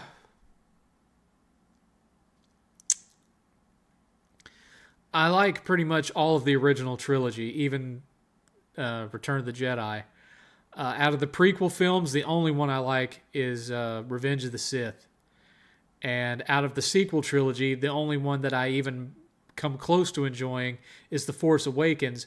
And that's simply because of the fact that it's so heavy on on nostalgia and member berries. It's basically a remake of A New Hope. I sort of liked Rise of Skywalker the first time I watched it, but then I went and rewatched it, and I kept finding things that irritated me about it. And so now I don't care for it at all. Oh. Yep. You're right.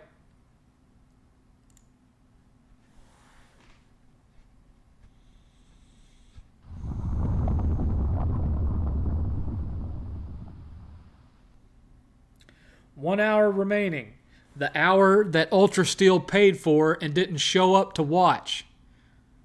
We have had $5 donated all night long over the course of 3 hours. $5.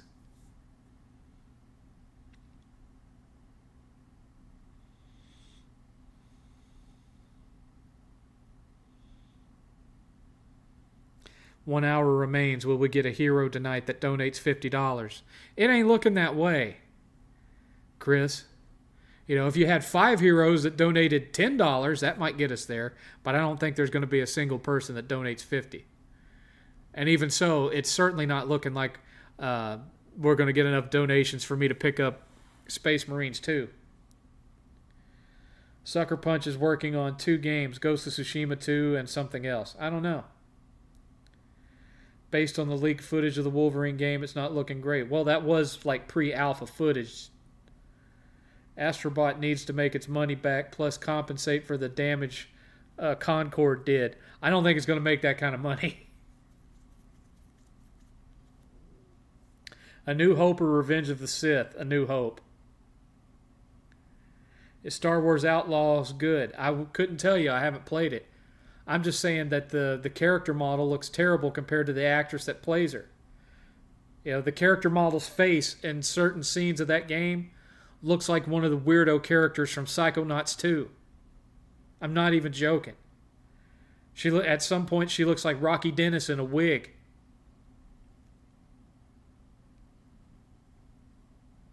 Seventh, I feel like you would be a good podcast member. I probably would, but no one wants me on there. Look, man, I'm almost 50 years old. If anyone wanted me to be on their podcast, I would have been asked by now. Now, I've been invited on things a couple of times. I was on Weapon Wheel podcast many, many years ago in their early days. I was in a podcast with Review Tech USA, Solid Rev, General MLD, and Black Bond a while back. You know, I used to be a regular part of Titanfall Princess's podcast when she still had one back in the day. So I've done it before.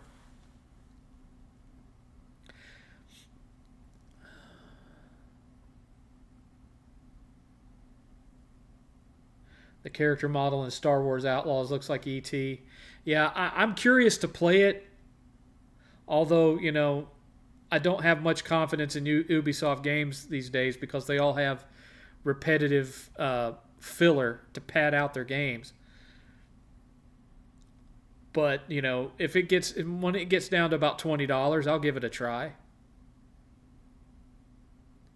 Which may not be long, considering how bad it sold.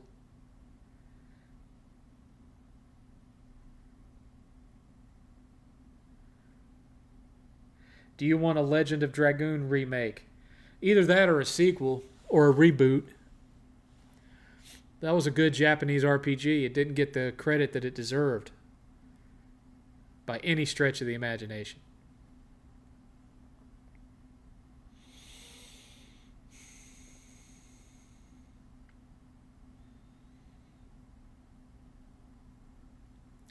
That was a really good game. And I know a lot of people crap on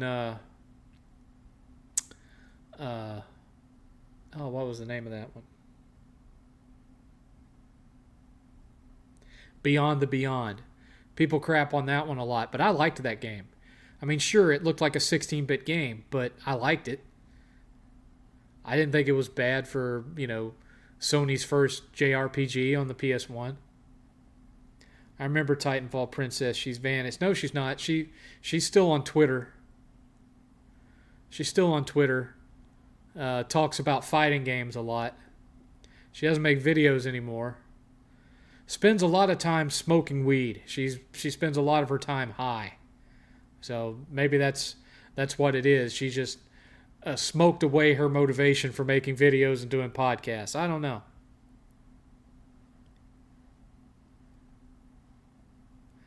Why does PS5 feel lackluster? Because it's its library. I mean, sure, we've had some great third-party games, but coming out of the PS3 and the PS4 generations into this one, first party's been a joke.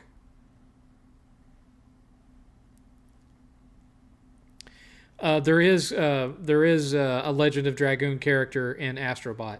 I'm not going to spoil who it was, but there is one. They don't have their own level, but there is one of the characters from Legend of Dragoon.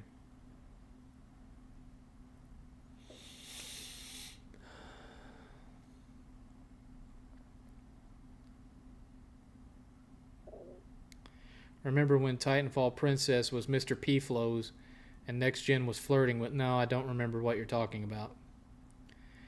Do you remember the allegations made against Titanfall Princess, and did you buy into... Oh, that Titanfall was like some guy using a voice changer? No, I never bought into that. I never bought into that because I've actually talked to Nancy on the phone in the past.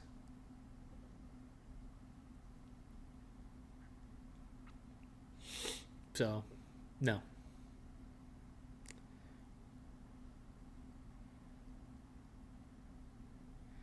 Just to backtrack a bit, maybe Star Wars Outlaws will get the same patch that Mass Effect Andromeda did. No patch saved Mass Effect Andromeda. That game was garbage then, and it's garbage now. I have no interest in ever playing that game ever again. The gameplay was alright, but by God, everything else was garbage. It doesn't warrant a PS5 Pro over a PS6 for at least 3 to 5, or a PS6 for at least 3 to 5 years. Well, I don't know about that. I mean, PS3 generation lasted 7 years, and folks said that was 2 years too long. We're about to start the 5th year of PlayStation 5. That was one of the frustrations, was, the PS3 and the Xbox 360 hit right on the edge of that recession. The recession of 2008/2009, and to recoup some of their losses, both companies extended the generation.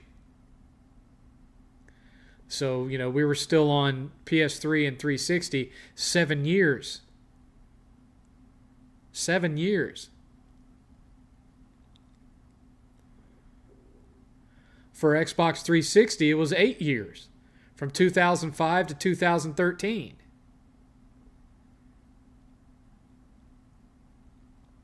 And so, people were really tired of those consoles and were ready for something new. And so here we are. We're about to start into the 5th year. The 5th year of PlayStation 5. So another 3 to 5 years? I don't think so.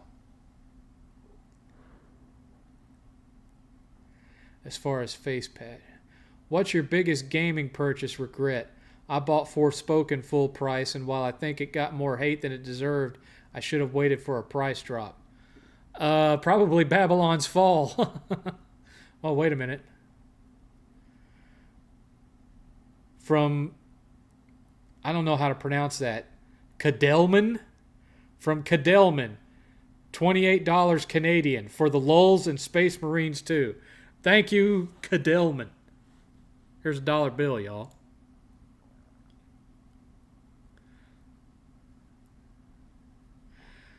All right, so that means we are $37 away.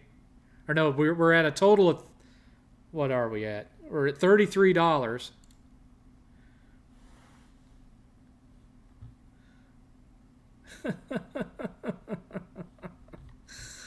Oh, sheesh.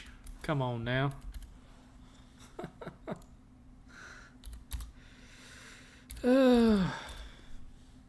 Yeah, like I thought. We're $37 away from Space Marines 2. $37 away. Well, actually, no, because Cadelman used Super Chat, which means I won't get that money until a month from now, and YouTube will keep 30% of it.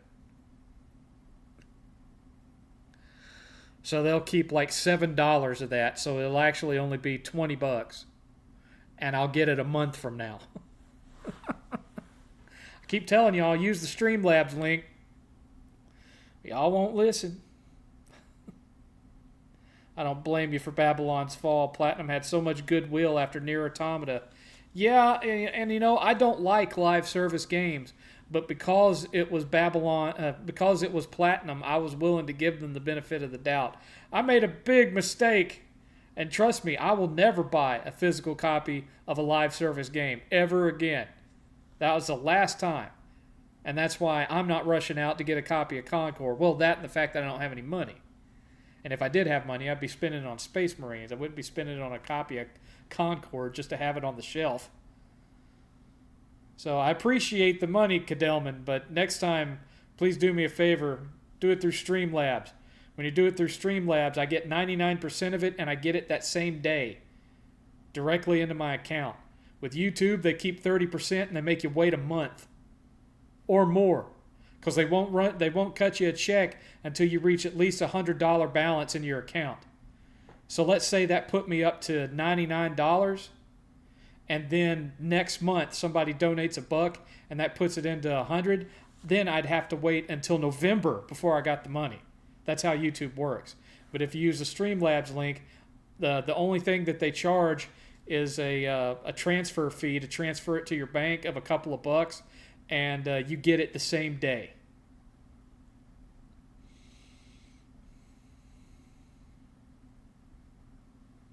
So really, I'm still only $5 towards Space Marines 2, because that was the only donation that's been donated to the Streamlabs link tonight. So it's not looking like that's going to happen tonight, folks. So no video review of Space Marines 2 for you. It's not going to happen. Did I get Astrobot physical or digital? Physical. How dare you accuse me of buying digital for a big AAA release? Well, I think it's AAA. They probably think it's AA. But how dare you accuse me of buying digital for a AAA release, you Philistine?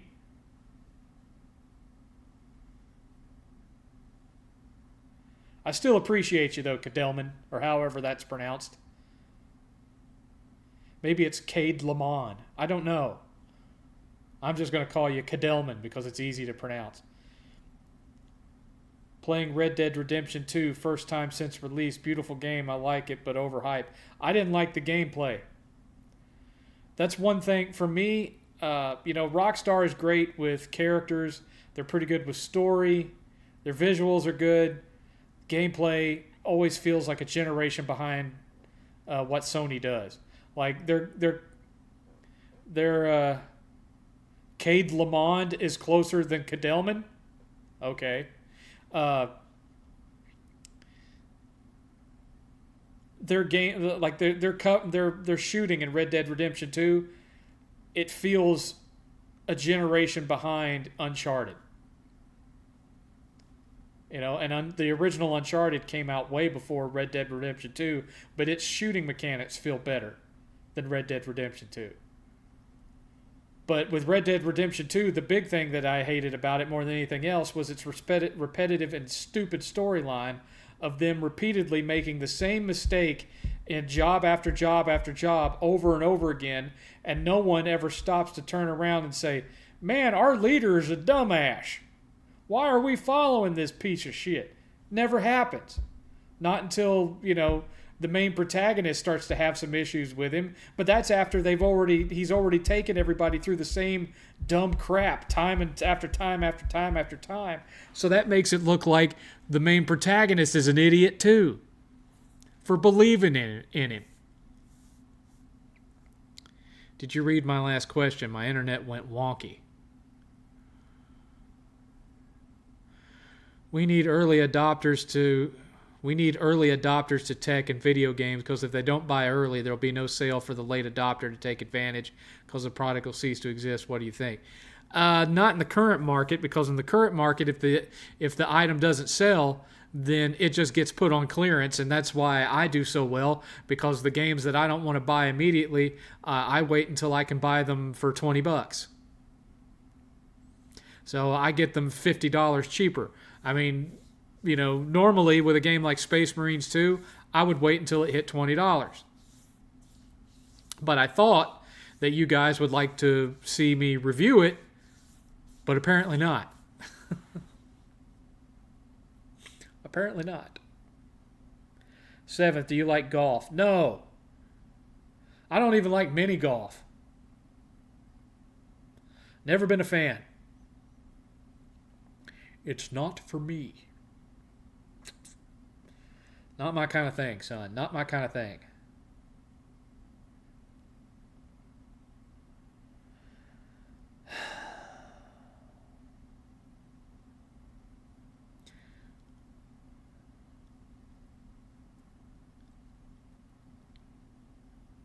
It is kind of irritating that Ultra Steel paid $51 to see me do a 4-hour stream and didn't show up.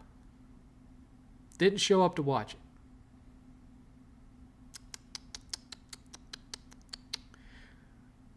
You better be in the hospital, son. That's all I'm saying.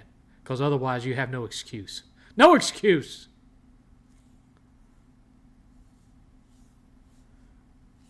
Got your foot run over by a bus or something. Damn.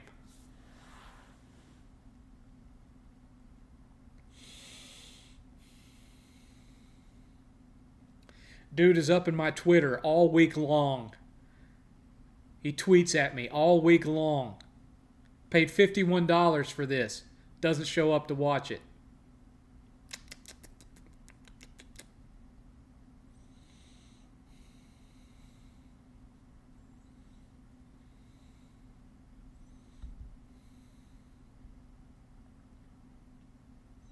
I am disappointed. Thoughts on Dragon Age Veilguard? It looks like a sequel to Dragon Age Inquisition. And I know a lot of people didn't like Dragon Age Inquisition. I thought it was pretty good for what it was. Will I be buying it day one? Not likely. Not likely. Hell, I'm only a couple of hours into Baldur's Gate 3. Haven't even started my run of Astrobot. And I'm only maybe halfway through Vision of Mana. I still have to finish that one. Because I'm extremely overworked right now, and sometimes I just, I have to force myself to play. Especially when I'm obligated to make a video. Like I am with Iron Meat. I'm glad I accepted the code because it's a great game. But now I have to make a video.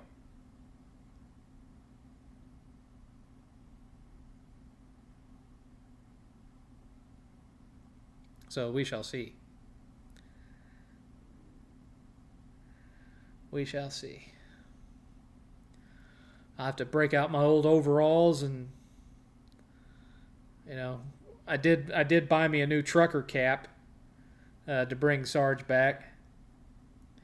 If I decide to start making wait a minute, magic powers. If I decide to start making Sarge videos on the regular, I think it'd be funny that I have a rotation of trucker caps that he wears that have stupid stuff written across them.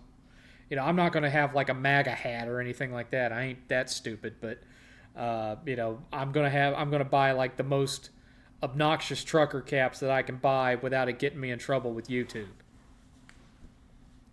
And have Sarge wear them on camera when he's doing these reviews.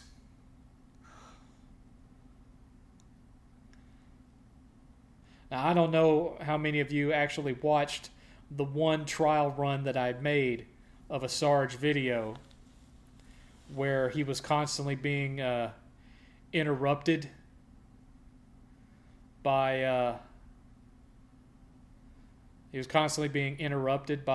his wife I don't. For those of you who did watch it, should I continue that with the whole back and forth banter between Sarge and his wife, or should I just cut the wife part out and just leave it at Sarge? Y'all let me know. Well, I agreed to make a video in exchange for the code. I didn't agree necessarily to do a Sarge video. I just said I would do a video about the game. I mean, technically, I fulfilled that obligation by talking about it on this stream. But I'm not going to do them that way. I'm going to make an actual traditional video. Ever played the Pathless? We have a physical copy of that on PS5. I haven't played it, but 8th seemed to really like it. Do you think Visions of Mana is going to PlayStation Plus really soon because of the closure of its studio? That seems to be a trend with Sony. I don't know, because the closure of their studio doesn't seem to have anything to do whatsoever with the success or failure of that game. Because, they didn't even give enough time to find out how well it did or didn't sell. It's like the day after it came out, they announced that studio was being shuttered. There was no way they knew how well that game did or didn't sell by that point.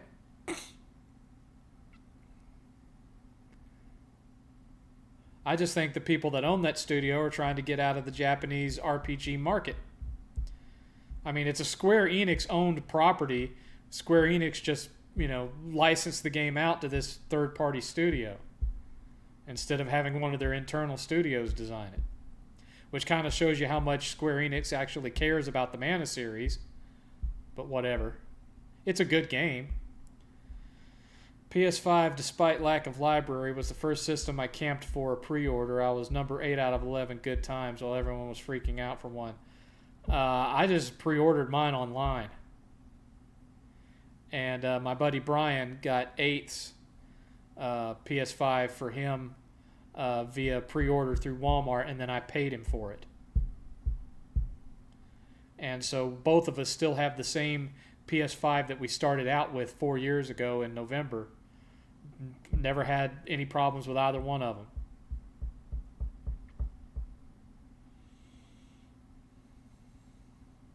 Did you like Returnal, and should there be a sequel?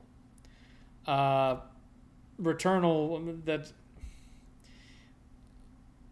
they took a arcade twin stick shooter, put it in 3D, and then gave it roguelike elements. 8th really liked it. 8th really, really liked it. I didn't get into it.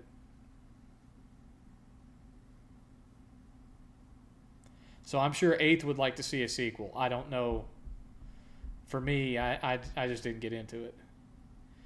Yes, Astrobot was made by 60 people. Small team.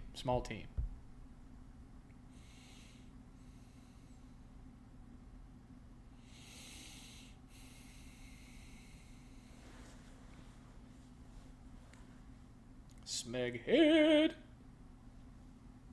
Smee. Some of you have no idea what I'm referencing. And that's sad. Yeah. Sad.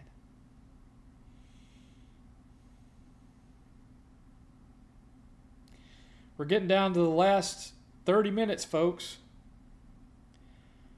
We're getting down to the last 30 minutes. Is someone going to sneak in and make a big-ass donation and force me to stay another hour? Who knows? Who knows? Probably not, though. Did you like the new Kevin Costner film? Horizon? Yeah, I loved it. I mean, if you liked Dances with Wolves, you're going to love it. Because it's the same kind of thing. It's heavy on character development, low on action. It's about the story. I mean, it's got some action, but he's definitely building. It's like watching The Stand, Stephen King's The Stand, because it's got multiple characters. They all have their own origin stories that get explained, and they're all slowly converging to the same town, just like in The Stand. And so that's what it is. People complaining about it. Well, it's like, when you went and watched the first part of The Stand, now you got to wait for the next part of The Stand to come out so you can watch that. The miniseries, that's what it is. It's a mini series that for some reason has been put in the theater.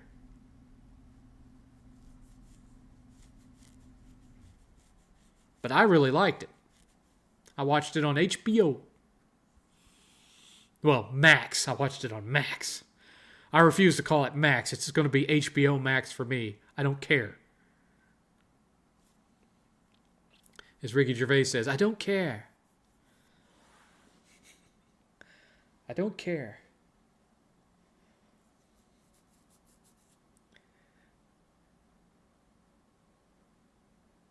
Thank you, producers. Thank your God, and get off the stage.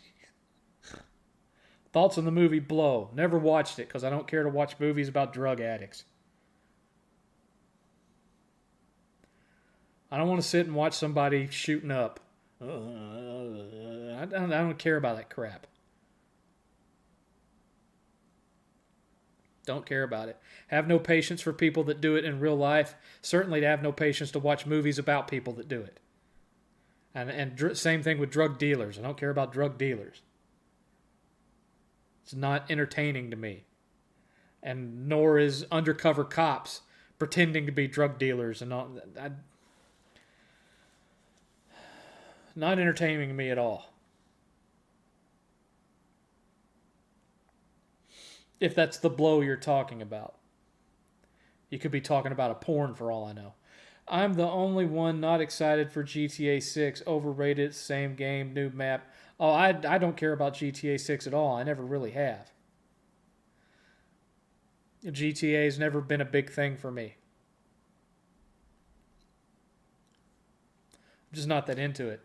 8th likes it because he plays the online with his friends. But as far as like the storyline, the main campaign, 8th couldn't care less. How about a group? Well, that's not fair. That's not fair, Max. That's not the same thing. Cocaine Bear is a classic. It's a classic. That's a whole entire different genre right there.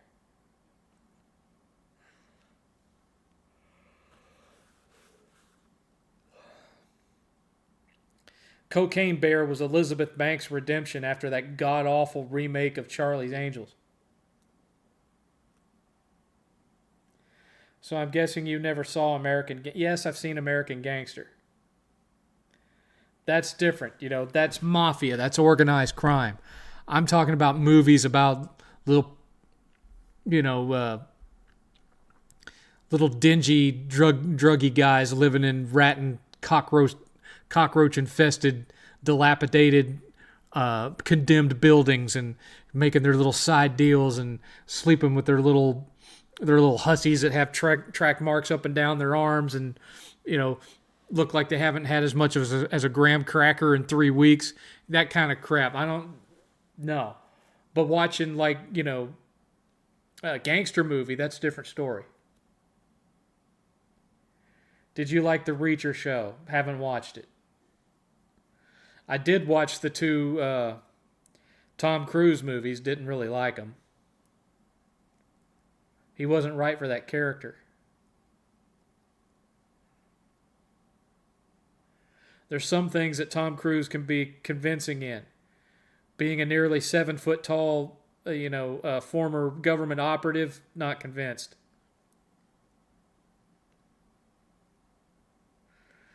Do you like that Soldier Boy will be back for season 5? Well, they didn't really do a hell of a whole lot with him in the season he was in.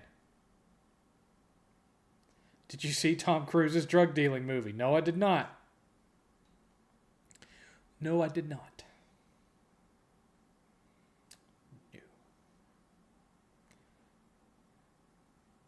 No, I wasn't talking about a porno. I meant the Johnny Depp movie. That's what I assumed you meant. No, I've never watched it. Don't like those type of movies. I also don't like movies about chronic alcoholics. I don't like to watch that kind of stuff either.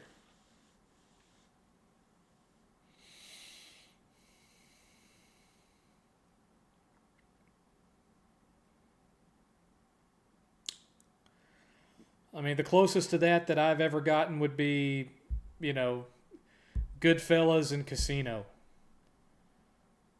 But they're not about the addiction. The addiction is just something that happens. They're not all about we were selling drugs in back alleys and we were taking drugs and getting stoned and lying around in filth. That's not what those movies are.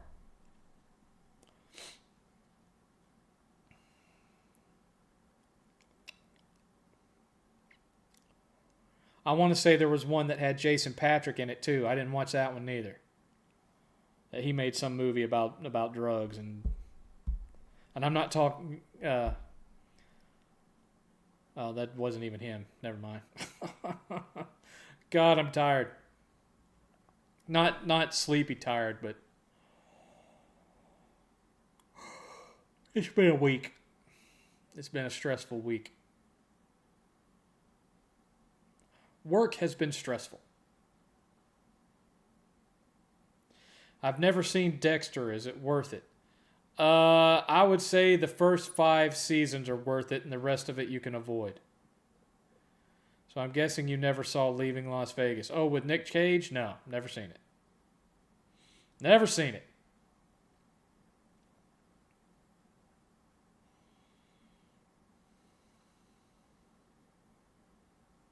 Does not interest me.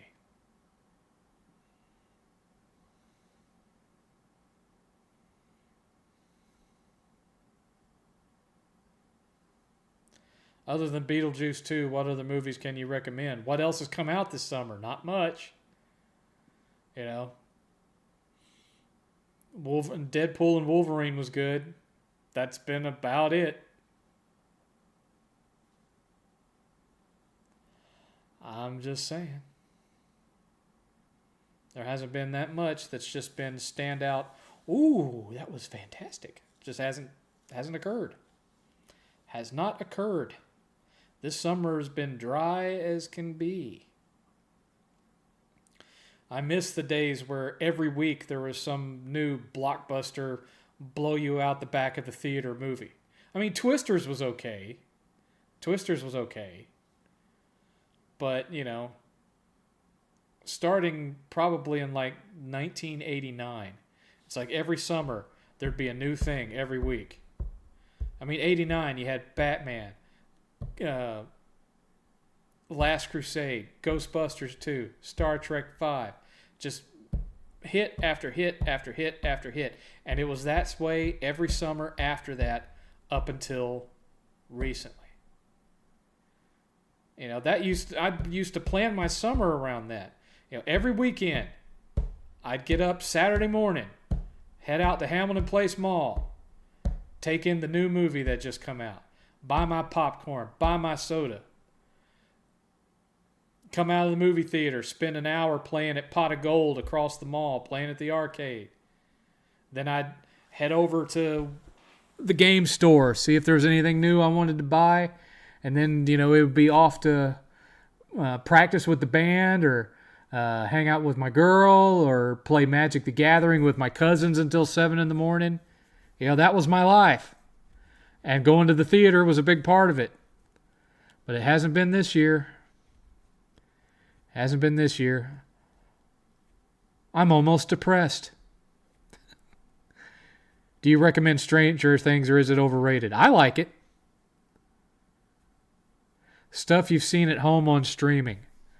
I'll need to think about that one for a bit, Clean Frame, and I'll come up with a list of stuff because I watch a lot of stuff on streaming.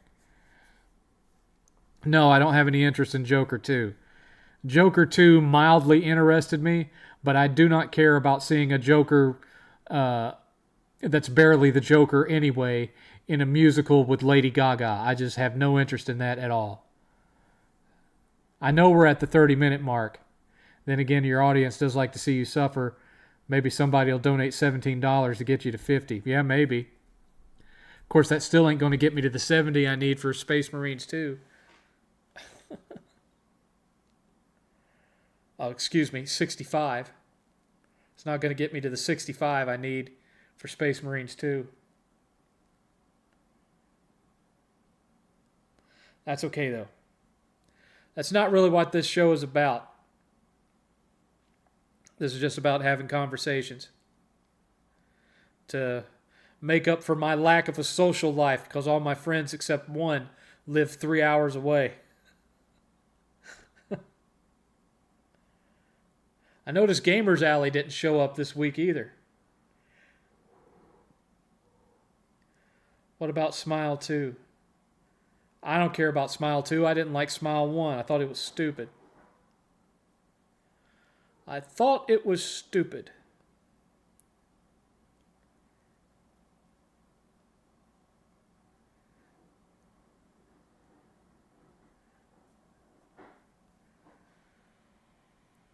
I don't like those movies. I didn't like the first one that much, Clean Frame, because it's not the real Joker. You know, it's Joker in name only. It's this, loser with mental problems that just happens to put on clown makeup. It's not a Joker movie. It's a ripoff of two films, both Scorsese films. It's a combination of The King of Comedy with Robert De Niro and Taxi Driver, also with Robert De Niro. It's a combination of those two characters, the comedian from The King of Comedy and Travis Bickle from Taxi Driver. That's all that Joker movie was. They took those two characters, combined them into one, and put clown makeup on his face, and called it Joker. And the only thing he has in common with the real Joker is that now there's a Harley Quinn character and Bruce Wayne exists in that universe.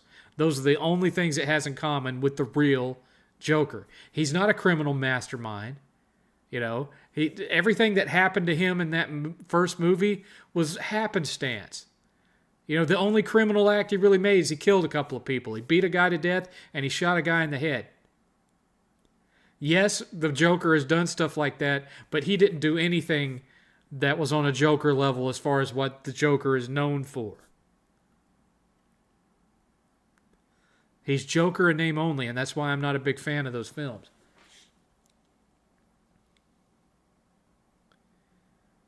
And it forgets the whole point that the Joker is the yang to Batman's yin. The whole... Going back to the Heath Ledger one, you complete me. That's in the comics. That's established in the comics. So without a Batman for him to play off of, why is he there? Why is he doing... This is just a guy with, a severe mental disorder wearing face paint. That's it. It's not the same thing. Not the same thing at all. And I don't really care for it. 8th liked it all right, but I didn't care for it.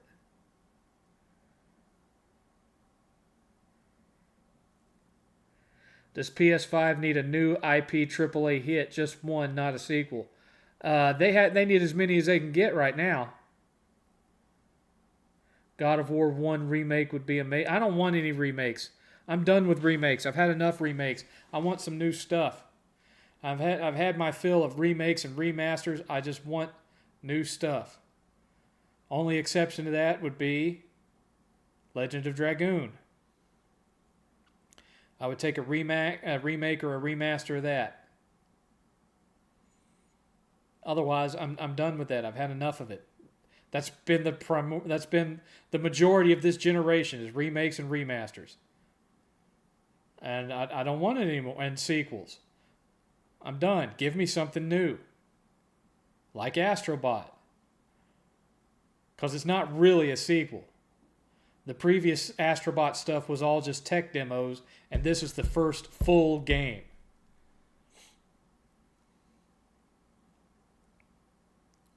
Where would you rank Team Asobi in the PlayStation Studios lineup? Well, probably 4th place, something like that. It'd be Insomniac, Sucker Punch. No, 5th place. Insomniac, Sucker Punch, Santa Monica, Naughty Dog, Team Asobi. Although technically, I think at this point, Team Asobi has been worth more to the PS5 than Naughty Dog has. But that's not necessarily Naughty Dog's fault. At least as far as their output goes, quality of the output will always be their fault. But quantity would be because Sony, Jack Ryan or whatever, pushed them to make a live service game that they didn't want to make and didn't want to be stuck supporting for several years. And that's the reason why they haven't had anything new put out this generation. But then again, whatever they did manage to get out new this generation would have been Last of Us 3, and I hate the Last of Us series. I don't like those games at all. 7th, did you like the film Don't Breathe? It was okay. It was so-so. It's not something that I've had any interest in rewatching, and I haven't watched the sequel. 7th, when was the console war at its peak?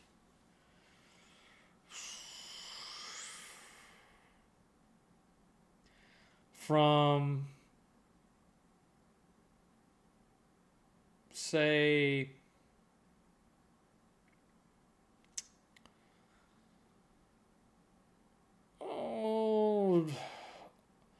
September of 2009 to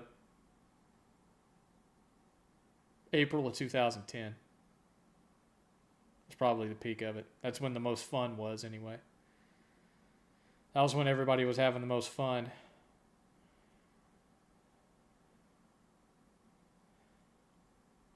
What's your least favorite Harry Potter film?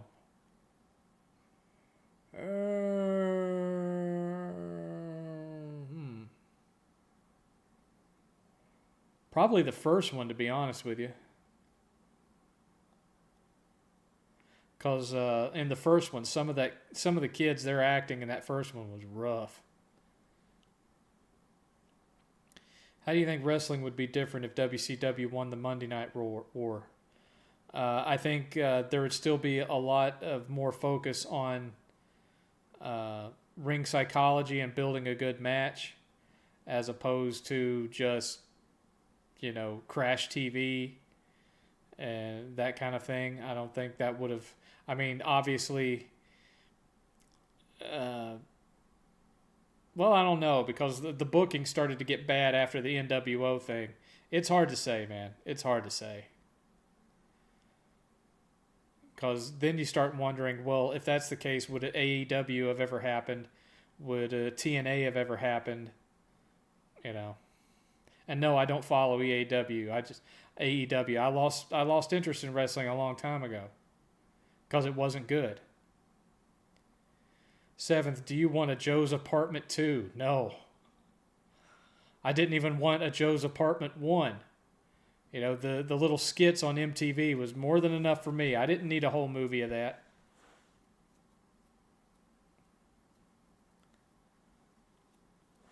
Ra's al Ghul versus Scarecrow. What's your favorite Harry Potter film? Prisoner of Azkaban.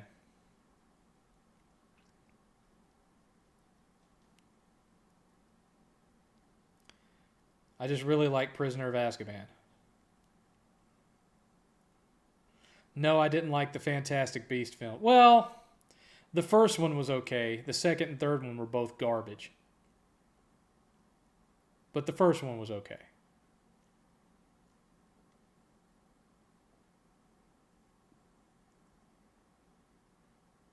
Since kayfabe died, I have no interest in watching it either. Yeah. Yeah.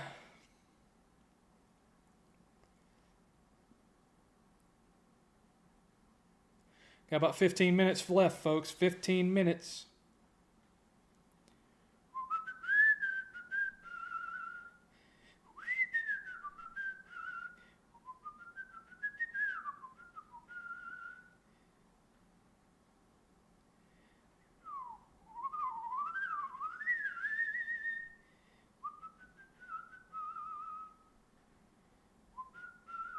I used to have an uncle, and he would sit and whistle for hours, just doing scales and stuff.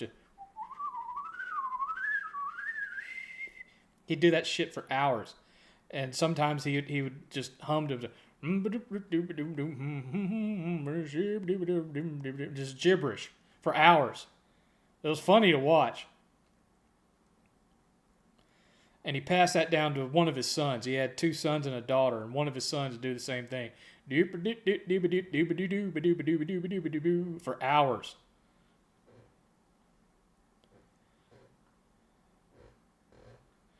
Was Ragnarok more overrated than God of War 2018? Would it shock you to know that I still haven't played Ragnarok? 8th finished it, and I just never went to it. I had other things to play.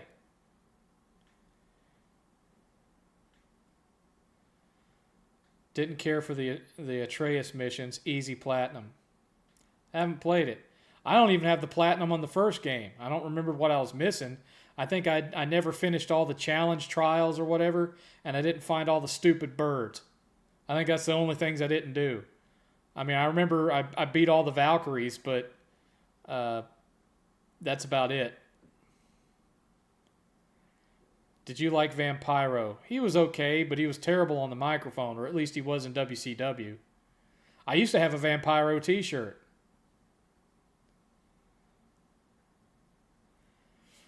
I bought a Vampiro t-shirt and I ripped the sleeves off of it, and I would wear that around Florida because, it was hot, so sleeveless shirt went a long way.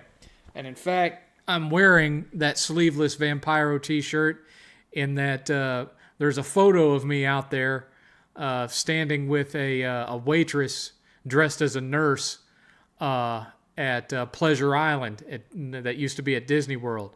And I'm standing there, and I've got my sleeveless Vampiro shirt on with the head shaved and everything. And I wasn't fat back then. And, that's a fairly popular photo, or was at one point a fairly popular photo of me. I don't even know if I have it on my phone anymore. Not that you'd be able to see it if I held it up to the camera, but, I used to have that photo on my phone. But I don't know if I do now or not.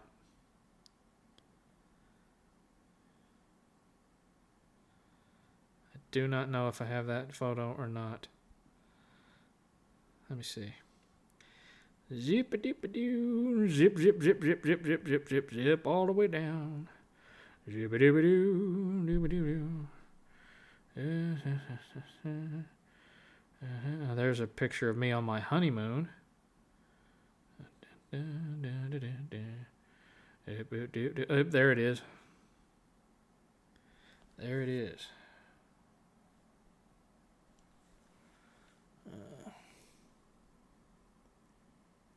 There I am. And you see those things she's holding in her little tray? Those were giant syringes full of Jell-O shots. And you can tell it's Disney World because she has her little Disney cast member badge on. I was misremembering, though. She wasn't dressed as a nurse. Well, it was a nurse's outfit, but it was like a slutty nurse's outfit that had sparkles and crap all over it. And she wasn't even in one of the bars. She'd walk around in the outside area selling those Jell-O shots. And so there's skinny me wearing my sleeveless Vampiro shirt.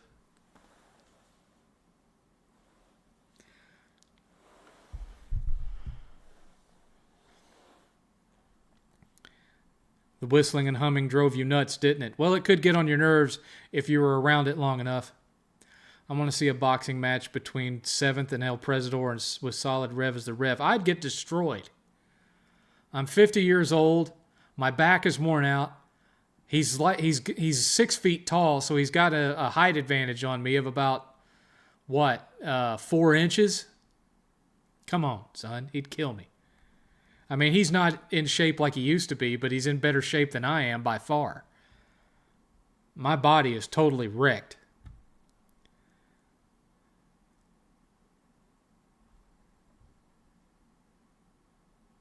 In this new woke society, a new Chasing Amy film would be about a man chasing a tree.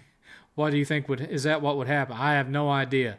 I don't think that film would even get made. I don't think Chasing Amy would get made nowadays. I saw that pic on Twitter. Didn't realize you had a Vampiro shirt on. That's cool. Yep. Can I get a hell yeah, 7-3-16?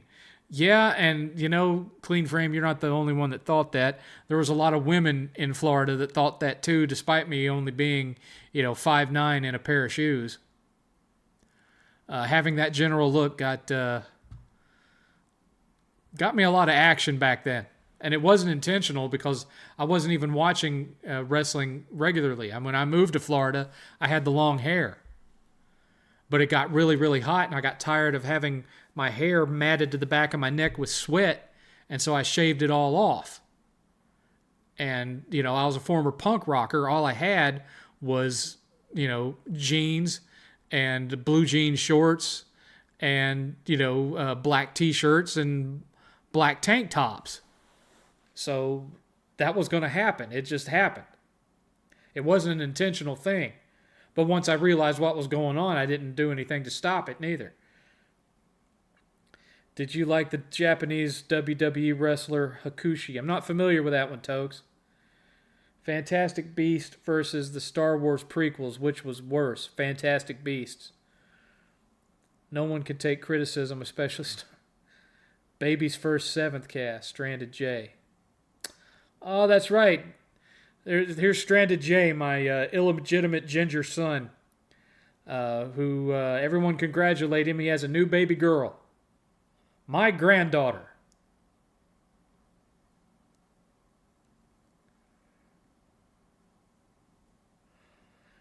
Do you rate Austin highly? I would throw you up a little thing on here, Jay, but I don't really have a little thing that would go along with a new baby. Like, I have this, but I have no idea what it does. It doesn't even work anymore, whatever it was. It's broken. What does this one do? That one don't work either. Okay. I see a bunch of my little things don't work anymore. Or maybe they just make sound effects and don't have an actual... I don't know. I used to use this one when people would subscribe. Join us. And that one ain't doing nothing either. Join us. I think all of these are broke. Oh well. Oh well.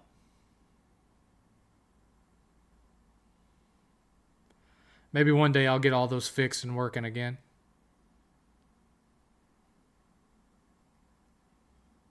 Like, I've got one here, it says gunfire. I have no idea. Am I the only one around here who gives a shit about the rules? Okay. Didn't even know I had that. What's this one do? Oh, that's a red alert warning. Oh, that one will work. That one will work. Here. No.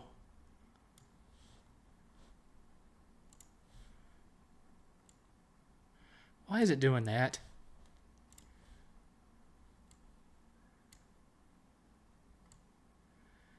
It won't let me resize it. Oh well. Here. Red alert! Red alert!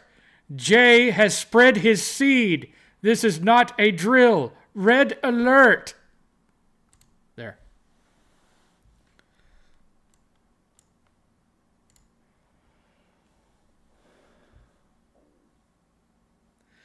Do you rate Austin highly, or do you just not care for him? He was wrestling.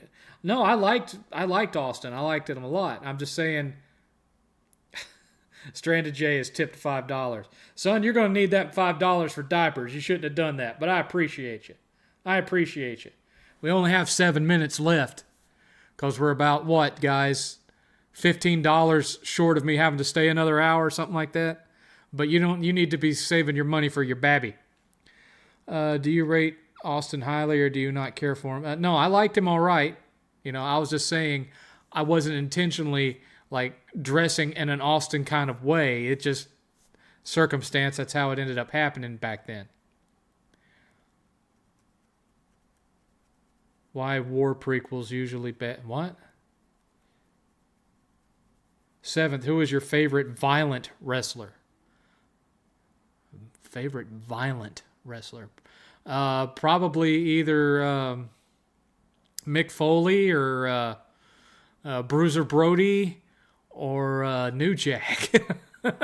New Jack was insane. Red alert warning for a code brown.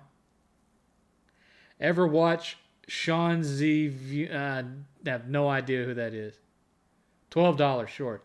$12 short of having to stay another hour. And let's see. That's $10, so $60 away from being able to get Space Marines 2. Why are prequels usually bad? Because they expand story that didn't need expanding, usually. Rest in peace, New Jack. Yeah. Heard Nikocado Avocado got skinny, lost its weight. It's weird to look at. Well, that's how he started out before he started being weird on YouTube. They say he's like... he's kind of trained in dietary stuff and all that, body health and all that.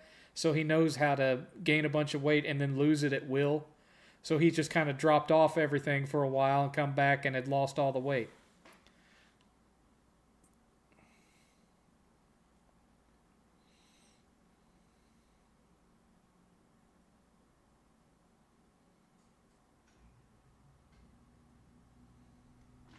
Oh, I should give Jay a dollar bill. Here you go.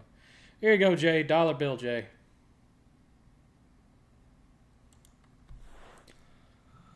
Aren't they all violent? No, not really, Clean Frame. Not really.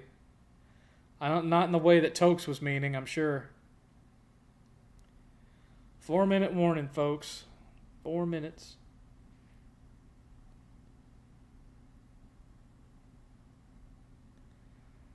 Dun dun dun dun dun dun dun dun dun dun dun. Oh, my knuckle. My poor knuckle. That was my favorite knuckle.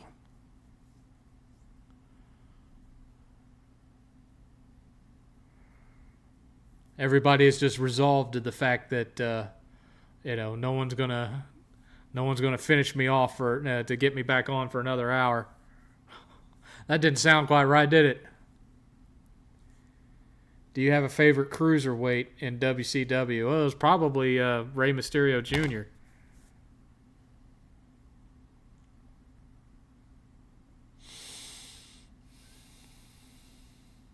Even though they kind of had him break tradition and go maskless there. With the what were Filthy Animals or whatever the name of that group was. It was so stupid.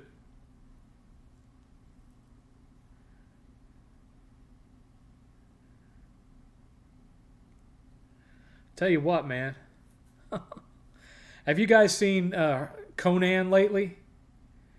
Man, he turned into an old man fast, didn't he? He looks like the shrunken husk that used to be Conan. Remember Sin Cara? Yes, I remember Sin Cara. 2 minutes left. 2 minutes left.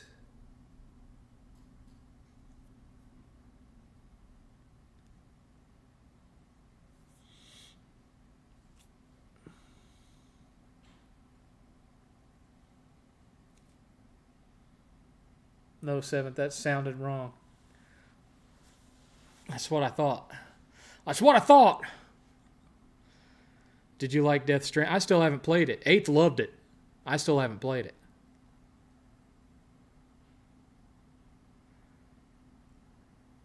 Just doesn't seem like something I would get into, you know?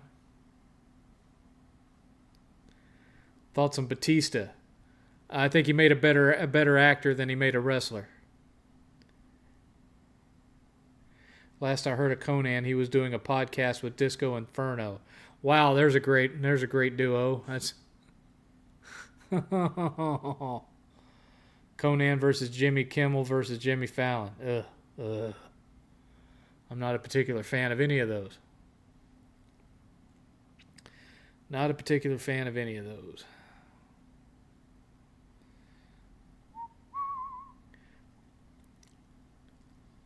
I've watched Jay Leno a couple of times. I was not a regular viewer of him. I never really got into the Tonight Show all that much. Not with any of the hosts. Just didn't interest me, really.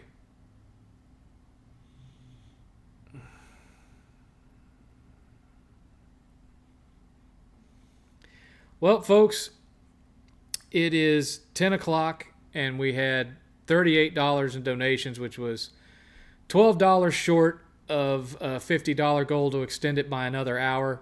You got 4 hours out of me, thanks to Ultra Steel paying for an extra hour 2 weeks ago and then not showing up to watch it. So it is what it is. No, I don't watch Good Morning America. But anyway, this is where I'll have to depart because we're $12 short. And I will try to be back on here next week. In the meantime, I am hoping to get a new Sarge video recorded tomorrow if things go well. Otherwise, I will see you all next week. Same 7th time. Same 7th